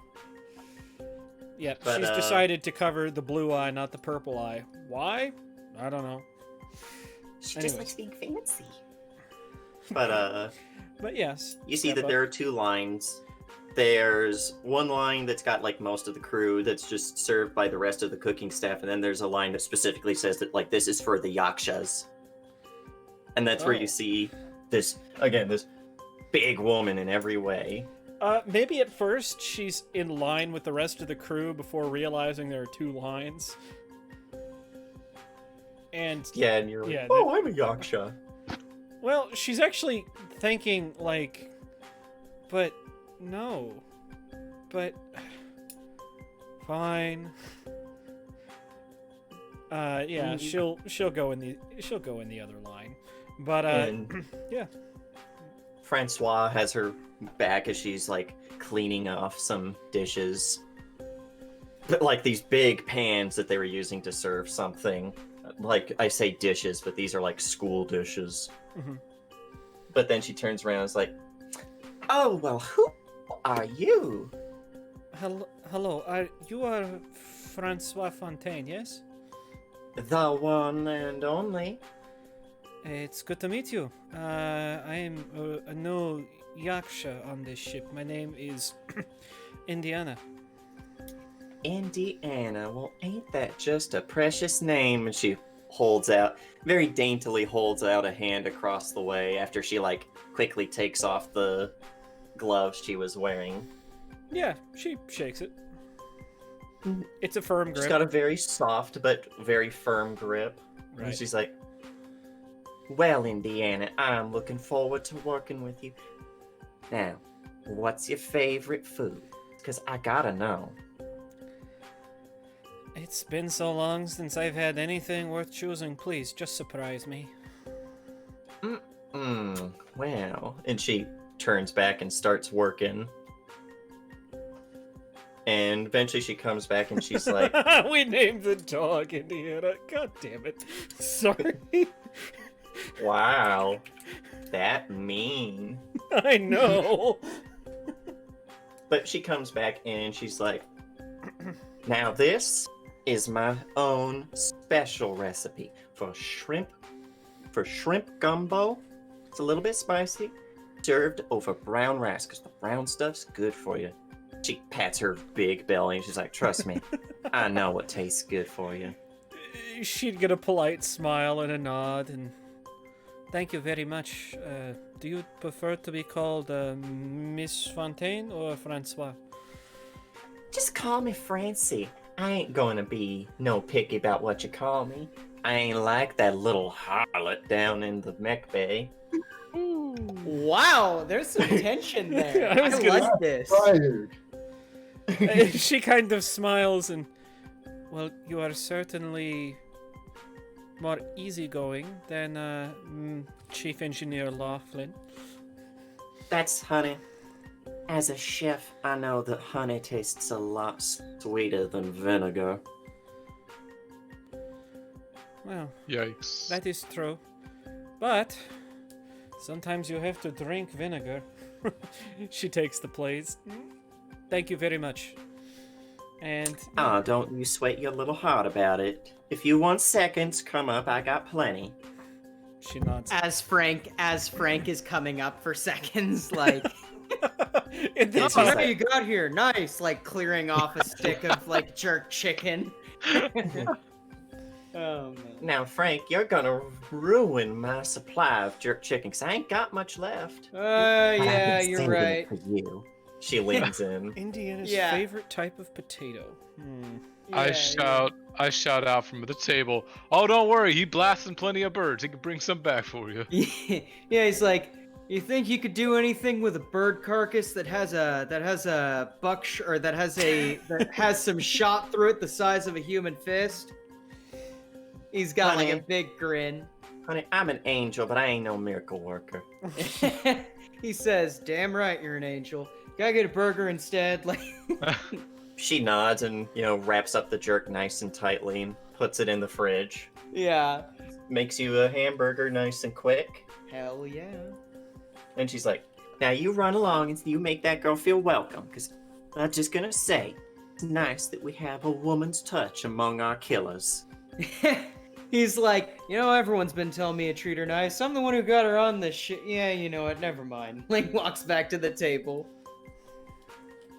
And yeah, I think we're going to wrap it up there for now, is all of you sitting together. I assume you all want to sit together at the table, and you're not like, no, we're at the cool kids table, and Indiana can go sit at the bad girls table. No, I We specifically named the invite- dog Indiana. No, I specifically invite Indiana to our table. Oh, yeah, she doesn't have a reason not to. Yeah. Yeah, so we're going to end it there for now, is just the four of you sitting down together to some nice, good food at the table. Bright lights coming in from the bay windows. All together for the first time, the Ramblers. Oh. I hear All the right. train a coming. It's right around the bend. It's the one. That's a great song. That would be a great song to end on. Just Folsom County Prison Blues. Yep. Yeah, that's playing in the background as we pan out. But, yeah. let's get some sign-offs. We will start with Hunter, who better know his name by now. Yeah. What up, everybody? I'm Sassy McNasty69, or Daniel, in this case, Hunter.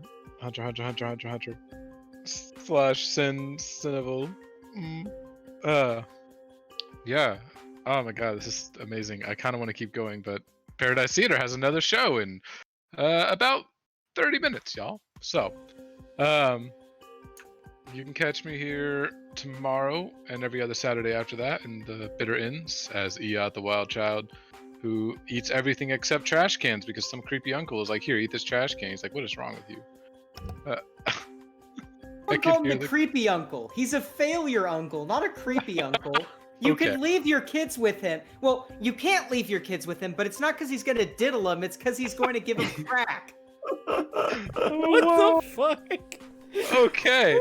Beyond that, you can catch me on Sundays and Tales from the Cosmos is a myriad of characters within, without, and all around the Silver Spire, doing all sorts of things. You should swing on by and check us out. It's awesome. It's amazing. And in Mondays for the Fire Strike is Oliver Byrne, the bear who is just a bear, who is a biohacker slash biotechnician and is literally a bear.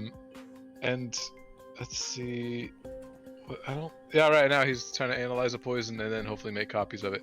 And on Tuesdays, in a game running the Numenera system, which we do not have a title for just yet, but you can catch me there as, I forgot his name, the Seeker who exists in 2 places at once.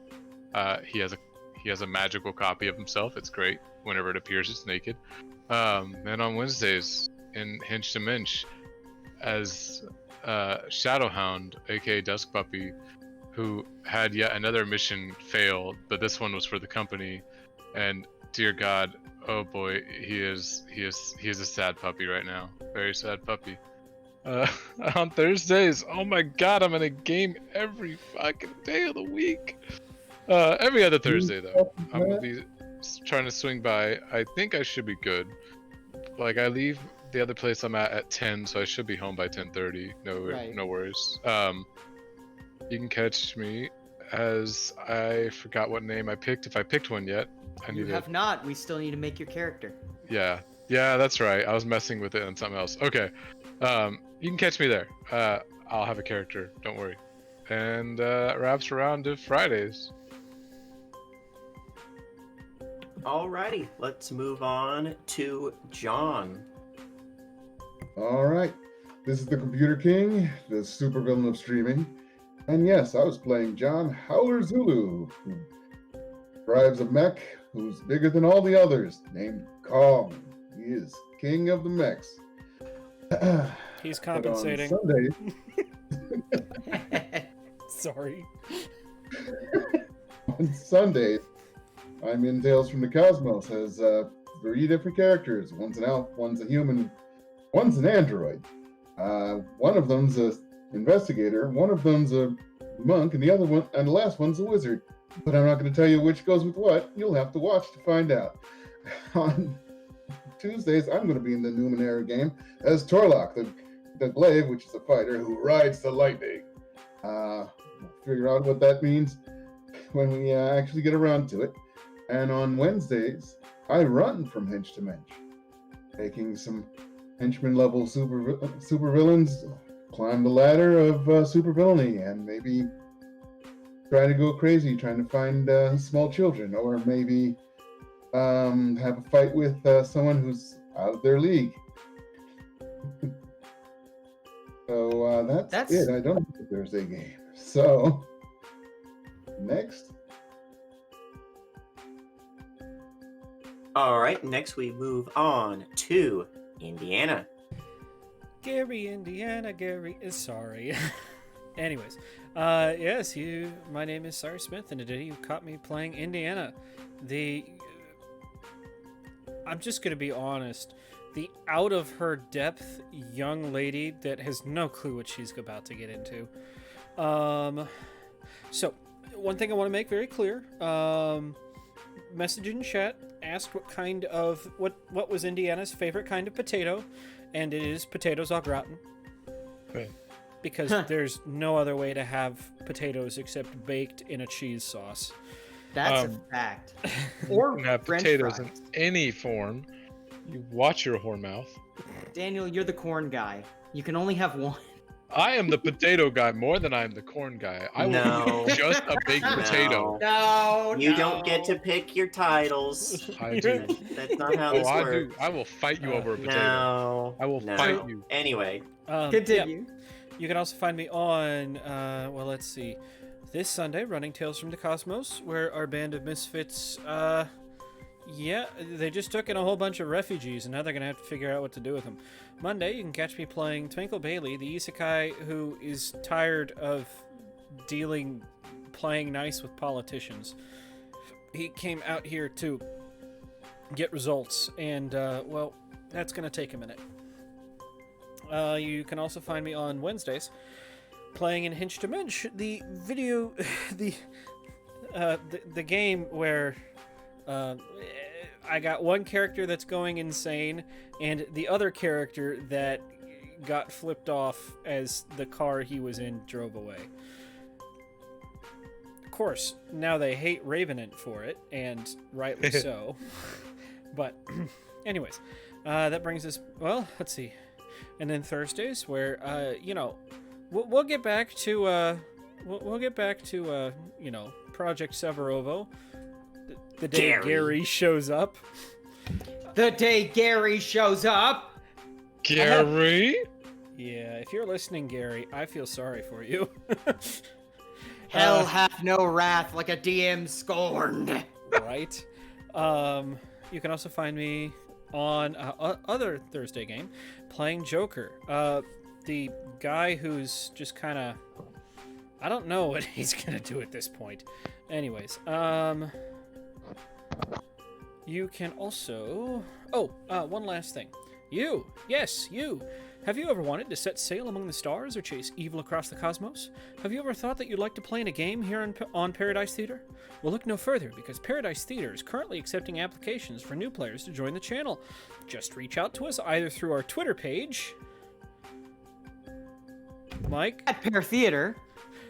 or, let's see, or through our email, gmail.com. Wait, hold on. That paradisetheater@gmail.com. and we All will get one you set word. up with a test game. All one word. Yes. Show us you've got what it takes to be a member of the crew, and you'll be committing acts of supervillainy in no time. So, what are you waiting for? Apply today. That is me. nice. All right, last, certainly least. Thank you. If least is in least likely to be the least, it's Frank. I'm honored. I'm so honored. Hi, everybody. My name is Mike, also known as Win 5, Get 1 Free. And tonight, you got me playing Frank, the boomer of the group. He is 56 years old, and boy, he lets that influence how much he cares about most everything. You can also catch me tomorrow. I believe it's tomorrow. Right, Daniel? It's tomorrow? Yeah, it should be tomorrow. Okay, and the Wave World sessions of fucking Bitter Ends. God, I need to write down a thing like Scott does. Where I play Greasy, radio host of the KRUST 6.66, The Crust, the hottest shit that floated to the top of the bathtub.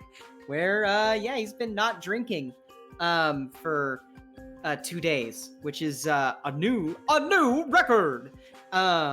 You can also catch me on Mondays, where I play ex-Paralictor Burnwar on the Fire Shrike, who has officially sworn himself to Captain Zai Volvetta. We kick some dragon ass, but that's all I'm gonna say, because any more talking and I'll be dragon ass on this outro. You know what I'm saying?